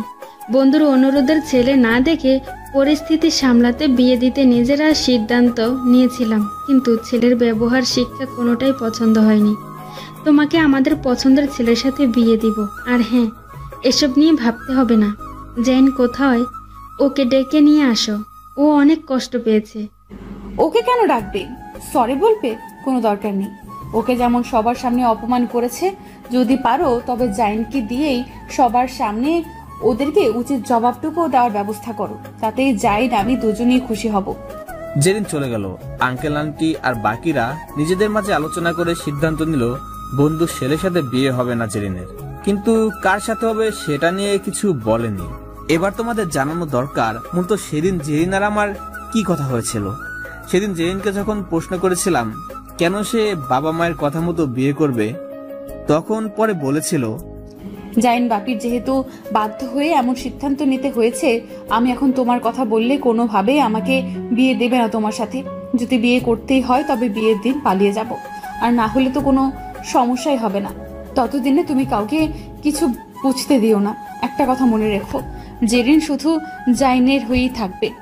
তো সেই কথা মতো কাউকে বুঝতে দেয়নি আমার ভিতরে কি চলছে, কিন্তু জেরিনকে হারানোর ভয়টা খুব বেশি হচ্ছিল, যার দরুন বুক ফেটে কান্না আসছিল। জেরিন আমার রুমের সামনে এসে দরজায় টোকা দিল। জাইন, দরজা খুলো। আমি দরজা খুলে দিলাম। চোখে এখনো পানি। জেরিন আমার চোখ থেকে পানি মুছে দিয়ে বলল, আর কষ্ট পেতে হবে না। আমার কোনো কষ্টের অনুভূতি নেই, আমি ভালো আছি। সে আমি জানি, বুঝি কতটা ভালো আছো। কিছু বলবে এখন? আজ খুব করে বুঝতে পেরেছি আল্লাহ যা করে তা ভালোর জন্যই করে। দেখো, আজ যদি তুমি ওখানে না যেতে, ওরা তোমার সাথে খারাপ ব্যবহার না করতো, তাহলে এই বিয়েটা ভাঙা খুব কষ্ট হয়ে যেত। আর পরে আমরা পালিয়ে বিয়ে করলে তাতে বাপি আম্মুও খুব কষ্ট পেত। আজ এই কষ্টটুকু পেয়েছো বলেই সবাই সত্যিটা জানতে পেরেছে, আর তুমিও আমাকে হারাবার চিন্তা থেকে মুক্ত হয়েছো। প্লিজ জাইন, আর মন খারাপ করো না। এই কদিন আমিও নিচের সাথে অনেক লড়েছি, ক্লান্ত হয়ে গেছে আমার মনটা। কাল নতুন বছর শুরু হবে।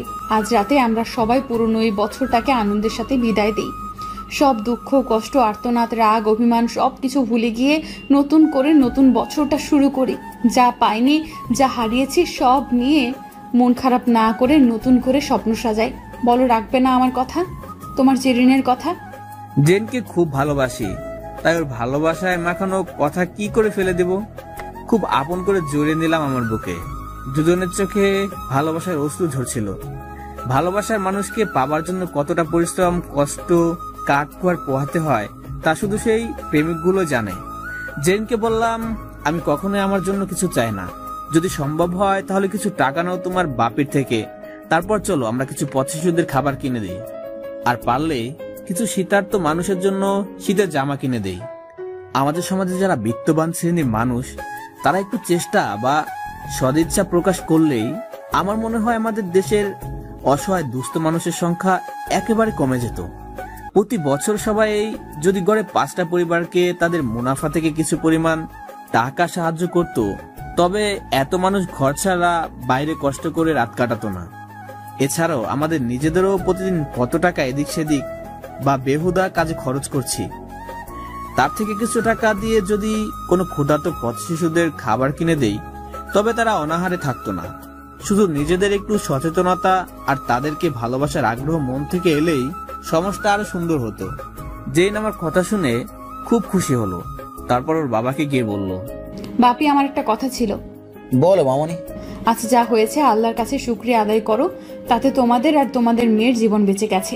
এই জন্য আর কাল নতুন বছর শুরু হবে, সেই উপলক্ষে আমি আর জাইন কিছু পথ শিশু আর অসহায় মানুষদের সাহায্য করতে চাই। আলহামদুলিল্লাহ, এটা তো খুব ভালো কথা। তো এবার কিছু টাকা দাও জলদি। কত টাকা লাগবে? তোমার বিবেক যা বলে তাই দাও। জেরিনের বাবা তার রুম থেকে 1000 টাকার দুটো বান্ডিল ধরিয়ে দিয়ে বলল, এখানে যা আছে তার সবটুকুই খরচ করে এসো, প্রয়োজন হলে বলো, আমি অ্যাকাউন্টে দিয়ে দেব। আচ্ছা বাপি, আমি জাইন আর ফাতেমা যাচ্ছি, রাতে কথা বলবো। অতঃপর 3 জন বের হয়ে আগে শপিং করলাম নির্দিষ্ট মানুষের হিসাব করে। তারপর সেগুলো গিয়ে গাড়িতে তুলে বিভিন্ন জায়গায় ঘুরে ঘুরে বিলিয়ে দিলাম। সবাই খুশি হয়ে মাথায় হাত রেখে জেরিনকে দোয়া করলো। আমিও মনে মনে খুব খুশি হলাম। এক সময় আমিও কারো এমন সাহায্যের জন্য অপেক্ষা করতাম। তখন যদি জেরিনের সাথে পরিচয় হতো, তবে মায়ের চিকিৎসার জন্য খরচটা হয়তো ব্যবস্থা করতে পারতাম। তাহলে কাল নতুন বছরে মায়ের হাতে রান্না খেতে পারতাম। আনমনে ভাবছিলাম কথাগুলো, তখনই চোখটা ঝাপসা হয়ে গেছে। অসহায় মানুষের সাহায্য করে যতটা খুশি লাগে, তা 1000 টাকা রেস্টুরেন্টে গিয়ে খেলেও তত খুশি আর তৃপ্তি লাগে না। ভালো লাগছে এটা ভেবে যে আজ আমাদের জন্য কয়েকটি মানুষ শান্তির নিঃশ্বাস ফেলবে, হোক সেটা যতটুকু বা অল্প। ঘুরতে ঘুরতে বেশ রাত হয়ে গেছে। 10টার দিকে বাসায় ফিরে এলাম। ততক্ষণে ফাতেমা ঘুমিয়ে গেছে। ওকে বাইরে থেকে খাইয়ে দিয়েছে জেরিন। বাসায় গিয়ে ফাতেমাকে জেরিনের বিছানায় রেখে আমি আঙ্কেল আন্টিকে বলে রুমে চলে আসবো। তখন জেরিন কেমন একটা দুষ্ট হাসি আর চোখ মেরে কি জানি ইশারা দিল। আমি না বোঝার ভান করে রুমে চলে এলাম। আঙ্কেল আর আন্টি নিজেদের রুমে গিয়ে বলল, তুমি কালই ওদেরকে সব বলে ঝামেলা শেষ করে দাও। বিয়ে জেনের সাথেই হবে। এমন ছেলে হাতছাড়া করতে পারবো না, যে নিজের জন্য না ভেবে অন্যের জন্য ভাবে। তার মনটা কত বড় তা দেখেছ। আমিও ভাবছি। আর হ্যাঁ, জায়েনকে ও লক্ষ্যে পৌঁছে দিতে যাবতীয় সবকিছু আমার দায়িত্ব। জায়েনকে দিয়ে ওই ছেলের উচিত জবাব ফিরিয়ে দিব। আর তোমার কাজ কাল মেয়েকে একটু জিজ্ঞেস করবে ওর ব্যাপারে। আচ্ছা, করব। ওসব নিয়ে তুমি ভেবো না। আর হ্যাঁ, কাল আমরা সবাই ঘুরতে যাব, কেনাকাটা করব আমাদের সবার জন্য। আচ্ছা, ঠিক আছে। আঙ্কেল আন্টি ঘুমিয়ে গেলে জেন আমার রুমে আসার প্রস্তুতি নিচ্ছে। ঠিক তখনই আমি ওর পেছন থেকে জড়িয়ে ধরে বললাম, চোরের 10 দিন, ফেরস্তের 1 দিন। আমার ঘরে চুরি করে আসো প্রতিদিন, আজ আমি তোমার মনের ঘরে ডাকাতি করতে আসছি। কি করতে পারো তা ভালো করে জানা আছে আমার, যত সব। তাই তো আজ বোঝাবো, ডাইনি। তো কি বোঝাবেন জনাব? তাই তো আজ বোঝাবো জায়েন কি পারে। ভালোবাসার সাগরে কি করে সাঁতার কাটতে হয় সেটাই শেখাবো। জেরিনকে কিছু বলতে সুযোগ না দিয়েই ওর ঠোঁটগুলো আমার ঠোঁটে চেপে ধরলাম, যেন 1000 বছরের ক্ষুধা জমে আছে দুজনার ঠোঁটে। সেই দ্বিগুণ ক্ষুধা যেন আস্তে আস্তে সমস্ত শরীরে ছড়িয়ে গেল। একে অন্যের সাথে মিশে যেতে ইচ্ছা করছে। রুমের লাইটটা বন্ধ করে জেরিনকে সোফায় নিয়ে সারা শরীরে চুমু খেতে শুরু করলাম। আর সবটাই আমাকে ফিরে দিতে ব্যস্ত এই দুষ্টু জেরিন। পাওনা মেটাতে তাৎপর যেন দুজনেই। জাইন, এই কয়দিনের সব কষ্ট ভুলিয়ে আজ নতুন বছরের শুরুর আনন্দের সাথে আমাকেও খুশি করে দাও। সেই আনন্দ ভাগ করতে আজ তোমার কাছে এসেছি। রাত বাড়ার সাথে সাথে দুজন দুজনাতে মিশে গেলাম ভালোবাসার গভীর বন্ধনে। সারা রাত জেনের সাথে ভালোবাসার সাগরে ডুবেছিলাম। ভোর আবার একটু আগে আমার রুমে গিয়ে ফ্রেশ হয়ে নিলাম। পরদিন সকালে আঙ্কেলের বন্ধু এলো বিয়ের কথা পাকা করতে। কিন্তু আঙ্কেল আন্টির কোনো মত না থাকা সত্ত্বেও সহজে জানাতে সংকোচ করছে। ইতিমধ্যে জেরিন হাজির ওখানে, সাথে আমিও। আঙ্কেল বলল, দেখো, বন্ধু সম্পর্কে আরো মজবুত করতে চেয়েছিলাম। আর তোর ছেলে পড়াশোনা, ব্যবসা সব মিলিয়ে পছন্দ হয়েছিল শুনে, কিন্তু সেদিন সামনাসামনি দেখে বুঝলাম তোর ছেলেকে কাগজের শিক্ষা থাকতে পারে, কিন্তু বিবেকের শিক্ষা বিন্দুমাত্রও নেই। কি বলিস এসব? কি করছে আমার ছেলে? আমি কাকে আমার বাসায় রাখবো না রাখবো সেটা একান্তই আমার ব্যক্তিগত ব্যাপার। আর বিয়ে না হতেই বাবা ডাকটা খুবই অশোভনীয়। এতটুকু কমন সেন্স নেই। কাকে কতটুকু সম্মান দিতে হয় সেটাও জানে না। শোন, এই জায়েনকে আমি বস্তি থেকে আনিনি। আমার মেয়ে ওকে নিয়ে আসছে, কারণ আমার মেয়ে ওকে পছন্দ করে, ওর সাথে পড়ে। ওর কষ্টটাকে নিজের মতো করে অনুভব করতে পেরে ওকে আমার বাসায় এনেছে। ওর এতিম বোনটাকে নিজের বোনের মতো মানুষ করার দায়িত্ব নিয়েছে। সেই ছেলেকে নিজের পরিবারে এমন একজন মনে করি, আর ওকেই তোর ছেলে অপমান করলো। শোন, পোশাকে মানুষের ছোট বড় যাচাই করতে নেই, তার ব্যবহার মন মানসিকতা দেখে বিচার করতে হয়। সেটা তোর ছেলেকে বোঝাস। আমাকে ক্ষমা করে দিস, তোর উপকার সারা জীবন মনে রাখবো। দোস্ত, আমার ছেলের পক্ষ থেকে আমি ক্ষমা চাচ্ছি, কিন্তু বিয়েটা ভেঙে দিস না প্লিজ। আমার ছেলেটা জানি কি করে বসে। কিছু করার নাই, আমার মেয়ের সুখ আমি নষ্ট করতে পারবো না। আর আরেকটা কথা শুনে রাখ, সবার সামনে বলি, তোরা যে ছেলেকে অপমান করেছিস আমার মেয়ে বিয়ে সেই ছেলের সাথে দিব। আঙ্কেলের কথা শুনে রীতিমতো অবাক হয়ে গেলাম। উনি কি রাগের মাথায় এমন বলছে, নাকি বন্ধুকে এড়ানোর জন্য এমন বলছে, কিছু বুঝতে পারছি না। তারপর আঙ্কেল বলল, আমরা নিজেরা ঠিক করে রেখেছিলাম জাইনের সাথে বিয়ে দিব। জাইনের ঠিক তার পরের দিনই তুই এসে জানিয়েছিস। মনের বিরুদ্ধে গিয়ে তোর কথায় রাজি হয়েছিলাম, কিন্তু আল্লাহ যা করে তা ভালোর জন্যই করে। যাই হোক, তুই এখন আসতে পারিস। মেয়ের বিয়েতে দাওয়াত পেয়ে যাবি সময় মতো। আঙ্কেলের কথা শুনে তার বন্ধু ভাঙ্গা মন নিয়ে বিষণ্ণ চেহারায় বাড়ি ত্যাগ করলেন। জেরিন ওর আম্মুর বুকে লজ্জায় মাথা লুকালো। আমি হা করে দাঁড়িয়ে আছি। জেনকে ডেকে বললেন, আঙ্কেল, মামনি, আমরা যে সিদ্ধান্ত নিয়েছিলাম তা তোমাকে না জানিয়েই, সেজন্য সরি। জাইনকে বিয়ে করতে তোমার কোনো সমস্যা নেই তো? জেরিন ওর আম্মুর কানে কানে বলল, আম্মু, আমি জাইনকে খুব ভালোবাসি, তুমি বাপিকে বলে দাও। জেরিনের আম্মু বলল, আলহামদুলিল্লাহ, তোমার মেয়ে রাজি। আলহামদুলিল্লাহ, তাহলে আর বাধা কিসের? আঙ্কেল এবার আমাকে ডেকে বললেন, বাবা জাইন, আমি জানি তুমি এমন ছেলে নাও যে আমাদের কথার বাইরে যাবে, তাই বলছিলাম কে কি বললো সেসবে কখনো কান দিও না। আমার মেয়ে যদি তোমাকে পেয়ে খুশি থাকে তবে আমি ওর বাবা হয়ে ওর সুখটাকেই বেশি প্রাধান্য দেব, কারণ সংসার করবে তোমরা দুজন। সারা জীবন যার সাথে থাকতে হবে সে যদি মনের মতো না হয় তবে সারা জীবন চোখের পানিতে ভাসতে হবে। টাকার পিছে দৌড়ে সারা জীবন পার করতে পারলে মনের সুখটাকে কেউ কিনতে পারবে না। আর আমি আমার মেয়ের সুখের জন্য যদি কিছু করতেই না পারি তবে কি লাভ এত টাকা পয়সা ব্যাংকে ব্যবসা বাড়িয়ে? আমার মেয়ের জামাই হিসেবে আমার যা কিছু আছে সেসব আজ থেকে তোমার। আমার ব্যবসা বাণিজ্য যাবতীয় সব কিছু তুমি নিজের মতো করে দেখাশোনা করবে। আজ থেকে তুমি এতিম নও, তুমি আর 10 জনের মতো একজন। আমি শুধু আমার মেয়েকে হাসি মুখে দেখতে চাই। আঙ্কেল আমার কিছু কথা আছে। হ্যাঁ বলো। আপনার টাকা পয়সা জমি জমা ব্যবসা এসবের কোনো কিছু আমার দরকার নেই। আমি শুধু জেরিনকে চাই, ওকে নিয়ে সারা জীবন একসাথে থাকতে চাই, যেখানে শুধু ভালোবাসা থাকবে। আমাদের পড়াশোনা শেষ হলে আপনার অফিসে ছোট একটা চাকরি দিলেও আমার কোনো আফসোস থাকবে না। আমি নিজ থেকে কিছু করতে চাই। আপনার কষ্টের টাকা আমি সহজেই খরচ করতে চাই না। কখনো খুব দরকার হলে তখন সাপোর্ট দিন। কেউ যাতে বলতে না পারে আপনি আপনার জামাইকে কিছু না দিলে আমি কখনোই উঠতে পারতাম না। তাই আমি এবং আপনি কেউ যাতে সমাজে কারো কাছে ছোট না হই। আমাকে শুধু কিছু বছর সময় দিন। আমার বোনও আপনাদের মতো পরিবারের একজন হয়ে বড় হবে। ওর জন্য ভাই হিসেবে কিছু করা দরকার। আমি সারা জীবন আপনাদের কাছে চিরকৃতজ্ঞ থাকবো। আমি জানি বাবা তুমি এমনটাই বলবে, আর এজন্যই আমরা সিদ্ধান্ত নিয়েছিলাম তুমি একমাত্র পারফেক্ট আমার মেয়ের জন্য। কিন্তু যত জলদি সম্ভব তোমাদের বিয়েটা করিয়ে দেব, তাতে অনেক সমস্যা থেকে নিস্তার পাবো। আমি আর কোনো ঝামেলা চাই না। আপনি যেটা ভালো মনে করেন আঙ্কেল। জেনুর আম্মুর আঁচলের নিচ থেকে আমার দিকে তাকিয়ে চোখ মেরে আবার মুখ লুকালো। তারপর আমি ওখান থেকে চলে গেলাম। জেনুর আম্মুকে বলল, তোমরা আমাকে একবার বললেও না। সারপ্রাইজ দিব ভাবছিলাম, কিন্তু আবার চিন্তাও হচ্ছিল তুমি আবার ওকে পছন্দ করো কিনা। আম্মু একটা ছেলেকে ওর নিজ জায়গা থেকে আমার বাসায় এনে সকল সুযোগ সুবিধার মধ্যে রেখেছি, কেন এটাও কি বুঝলে না? কাউকে ভালো না বাসলে কেউ কারোর জন্য এত সব করে। এজন্য তো আমি তোমার বাপিকে বলেছিলাম জেনের সাথে বিয়ে দিতে। না হলে তোমার বাপের যে বুদ্ধি, তাতে আর তোমার বিয়ে ওর সাথে হতো না। কিন্তু তোমরা যখন ওই ছেলের সাথে আমার বিয়ে ঠিক করেছো, এটা শুনে ভেবেছিলাম বিয়ের দিন জাইনের সাথে পালিয়ে যাব, তবু ওকে বিয়ে করব না। আসলে মামনি, প্রতিটা বাবারই উচিত বিয়ের সময় তার মেয়ের মতামতকে প্রাধান্য দেওয়া। না হলে মেয়ের জন্য সুখ কিনতে গিয়ে টাকার মোড়ানো কষ্টকে কিনতে হয়। কিন্তু কিছু সময় পরিস্থিতি অনুকূল থাকে না, সেটাও মানি। আবার হুট করে কাউকে ধরে এনে বললেও তার সাথে বিয়ে দেওয়া যায় না। এজন্য সবার উচিত অন্তত একটা ভালো মনের ছেলেকে পছন্দ করা। তার টাকা পয়সা না থাকুক, কিন্তু একটা দামি মন থাকবে।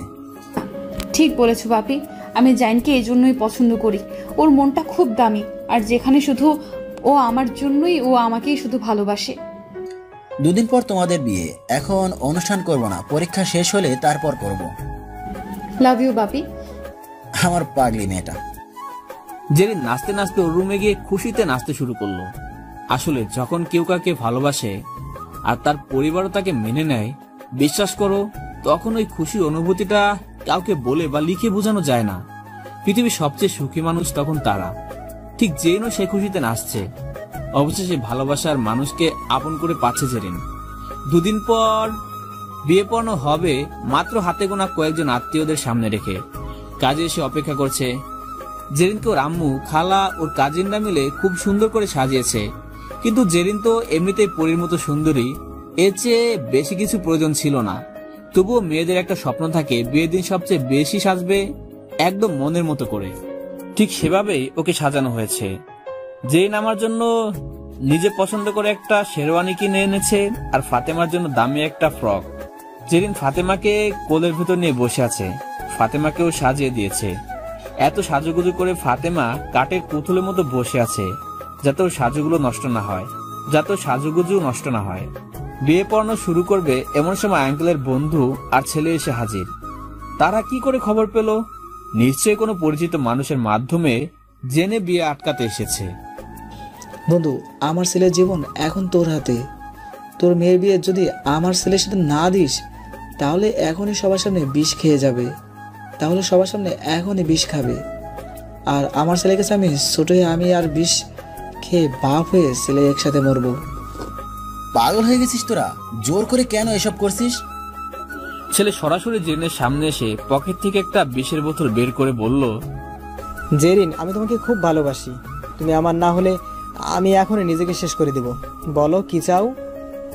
হঠাৎ করে এমন ঘটনায় বাসাবর্তী সবার গুঞ্জন শুরু হয়ে গেছে। আর কারো কপাল পোড়া কাকে বলে সেটা নিজের শেরওয়ানি আর পাগড়ির দিকে তাকিয়ে বুঝতেছি। সবই ঠিক ছিল, এখন আবার এই ঝামেলা। এতদিন যা কিছু কারণ দেখিয়ে পার হয়েছে সবাই, কিন্তু এখন একমাত্র আল্লাহ পারে জেরিন আর আমার বিয়েতে কোনো বাধা না রাখতে। আল্লাহ আমাকে পথ দেখাও। আঙ্কেল আন্টি আর বাকিরা সবাই মিলে বোঝানোর চেষ্টা করছে, কিন্তু সবাই ব্যর্থ। ঠিক তখন জেরিন উঠে দাঁড়ালো, তারপর ছেলেকে বলল, কি বললেন আপনি? বিয়ে না করলে নিজেকে শেষ করে দেবেন? কাকে বিয়ে করতে চাচ্ছেন? আমাকে? আচ্ছা, বিয়ের পর যদি শোনেন আপনার বউ অন্য কারোর সাথে শারীরিক সম্পর্কে জড়িত, তখন মানতে পারবেন? বা আমি কারোর সাথে রাত কাটিয়েছি এটা জেনেও বিয়ে করবেন? জেরিনের এমন কথায় সবার চোখ যেন ছিটকে বাইরে বের হয়ে যাবে। জেরিন যে এমন কিছু বলতে পারে তা সবার কাছে অবাক করার মতোই। ছেলে আর ছেলের বাবা হা করে তাকিয়ে আছে। ছেলে বলল, কি বলছো এসব? তুমি তো এমন মেয়ে নও যে এসব করবে। আমি তোমাকে কখনো অমর্যাদা করব না জেরিন। খুব ভালোবাসবো, কোনো কিছুর অভাব রাখবো না। আমি ওসব শুনতে চাই না। যেটা জিজ্ঞেস করলাম তার উত্তর দেন। না, আমি কখনো সেটা মানতে পারবো না। তুমি শুধু আমার হয়ে থাকবে জেরিন। যে ছেলেকে আমি ভালোবাসি সে আমারই বাসায় থাকে, তো তার সাথে কি কি হতে পারে এটুকু বোঝেন না? জাইনের সাথে আমি কয়েক রাত থেকেছি, এমনকি ওর সাথে শারীরিক সম্পর্কও করেছি, কারণ আমি ওকেই ভালোবাসি আর ওকেই বিয়ে করব। আপনি এসব জেনেও যদি আমাকে বিয়ে করতে চান করতে পারেন, তবে জেনে রাখেন আপনি আমার নামমাত্র স্বামী হবেন আর বিছানায় থাকবে জাইন। এসব কথার বাইরে জানাজানি হলে মান সম্মান হারাবেন আপনারা। এখন বলেন, করবেন বিয়ে? আর জোর করে বিয়ে করতে চাইলে বিষ আমিও খেতে পারি, সেটাও মনে রাখবেন। জেনের মুখে সব কথা শুনে সবার মাথা ঘুরছে। কথাগুলো একটু অন্যরকম হলেও এখনকার সিচুয়েশনে এটাই পারফেক্ট। হয়তো এই কথাগুলো অন্য সময় বললে নিজেদের মাঝে ঝামেলা হতো, কিন্তু এই একটি কথার জন্য দুটো জীবন বেঁচে যাবে। ছেলে আমার দিকে তাকিয়ে বলল, সত্যি কি এমন কিছু হয়েছে তোমাদের মাঝে? কিছু হোক বা না হোক, পরেরটা শুনেননি? বিয়ে হলেও ওর বিছানায় আমি থাকবো। তবুও বিয়ে করতে চান? ছেলে চোখে পানি এসে গেছে। তারপর বলল, আমি চাই যে আমার স্ত্রী হবে সে শুধু আমারই থাকবে, অন্য কারোর সাথে তাকে ভাবতেও পারবো না। তোমাদের ভালোবাসা সার্থক, সুখী হও তোমরা। শুধু এই কথার জন্য জোর করলাম না। সুখে থেকো তোমরা। ছেলে আর তার বাবা মাথা নিচু করে চলে গেল। আঙ্কেল আন্টি একজন আরেকজনকে দেখছে অবাক চোখে। তারপর কাজী বিয়ে পড়ানো শুরু করলো। সব ঠিকঠাক মতো হয়ে গেল। জেনের আম্মু জেনকে পাশের রুমে নিয়ে জিজ্ঞেস করলো, মামানে সত্যি কি তুমি এমন কিছু করেছো?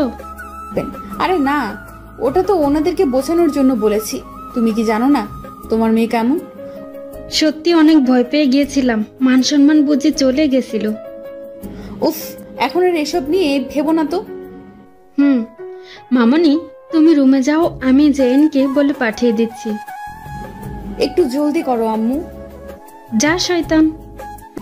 আজ আর রাগ করো না আম্মু, মেয়ের বিয়ে হয়ে গেছে। বুঝেছি।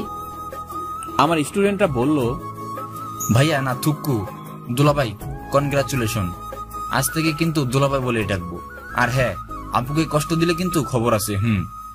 আপনার বিয়ের খুশিতে আগামী 2 দিন আমাদের ছুটি। হ্যাঁ ঠিক আছে। এখন যান, আপু আপনার জন্য ওয়েট করে আছে। হ্যাঁ আচ্ছা ঠিক আছে। আচ্ছা আসছি আমি শালিকা। অবশেষে বাসর ঘরে প্রবেশ করলাম। জীবনের নতুন অধ্যায় শুরু হলো। যেদিন ঘোমটা দিয়ে বসে আছে, আমি ওর পাশে বসে ওর ঘোমটা সরিয়ে বললাম, আর লজ্জা পেয়ে লজ্জাপতি সাজতে হবে না ম্যাডাম। সবার সামনে যা বললে তাতে আমি মাটিতে তুলে যাচ্ছিলাম। এই কথাগুলো না বললে বিয়ে আটকাতে পারতে তুমি। ভাগ্যিস সেদিন আল্লাহ যা করে ভালোর জন্যই করে। আজ থেকে আমি তোমার, তুমি আমার, আর কোনো বাধা নেই আমাদের মাঝে। পরিবারের দোয়া ছাড়া কেউ কখনো সুখী হতে পারে না। আমরা পালিয়ে বিয়ে করলে হয়তো বাবা মা কষ্ট পেত, তাই এখন সবার দোয়া আমাদের জীবন যেন সুখের হয়, এটাই চাই। আমার বাবা মা বেঁচে থাকলে আজ অনেক খুশি হতো। চলো না মায়ের দোয়া নিয়ে আসি। চলো। আমি জেরিনকে নিয়ে ছাদে চলে গেলাম। আমার রুম থেকে মায়ের ছবিটাও নিলাম। তারপর ছবিটাকে সামনে ধরে বললাম, ও মা, মাগো দেখো তোমার জাইন আজ বিয়ে করেছে মা। তোমার ফুটফুটে সুন্দরী একটা বৌমা হয়েছে। আজ তুমি থাকলে তোমাকে সালাম করতাম দুজন। ও মা, আমাদের জন্য দোয়া করবে না? কথাগুলো বলতে বলতে চোখে পানি এসে গেছে আমার। জেরিন পানি মুছে দিয়ে বলল, মন খারাপ করো না, আম্মু আমাদের উপর থেকে দেখছে আর মন ভরে দোয়া করছে। আকাশ তাকিয়ে মায়ের চেহারাটা দেখার জন্য চাতক পাখির মতো তাকিয়ে আছি। হয়তো মা দূর থেকে দেখছে তার ছেলে আর বউকে। দূরের একটা তারার ঝলকানিতে মনটা খুশিতে ভরে গেল। হয়তো মা কোনো ইশারা দিল। অবুঝ মনটা সান্ত্বনা পেল আমার। জেরিন বলল, শোনো না, ফাতেমা যতদিন সাবালিকা না হবে ততদিন আমরা বেবি নিব না, কেমন? ও বড় হোক তারপর নিব। জেরিনকে জড়িয়ে ধরে ওর কপালে চুমু খেলাম। বললাম, সত্যি আমি খুব ভাগ্যবান তোমাকে পেয়ে। কিন্তু এত সহজে তো তোমাকে মাফ করব না বরমশাই। বলো কি চাও? রিক্সাওয়ালার প্রেমে পড়েছি, তাকে বিয়েও করলাম। তাই কাল আমাকে সারা শহর ঘুরাবে তোমার রিক্সায় উঠিয়ে। আমি বউয়ের সাথে থাকবো আর তুমি সেই আগের বেশে। আচ্ছা ঠিক আছে, ঘোরাবো তোমাকে। তাহলে রিক্সাওয়ালার প্রেমটা সার্থক হয়েছে, তাই না? 100-তে 100।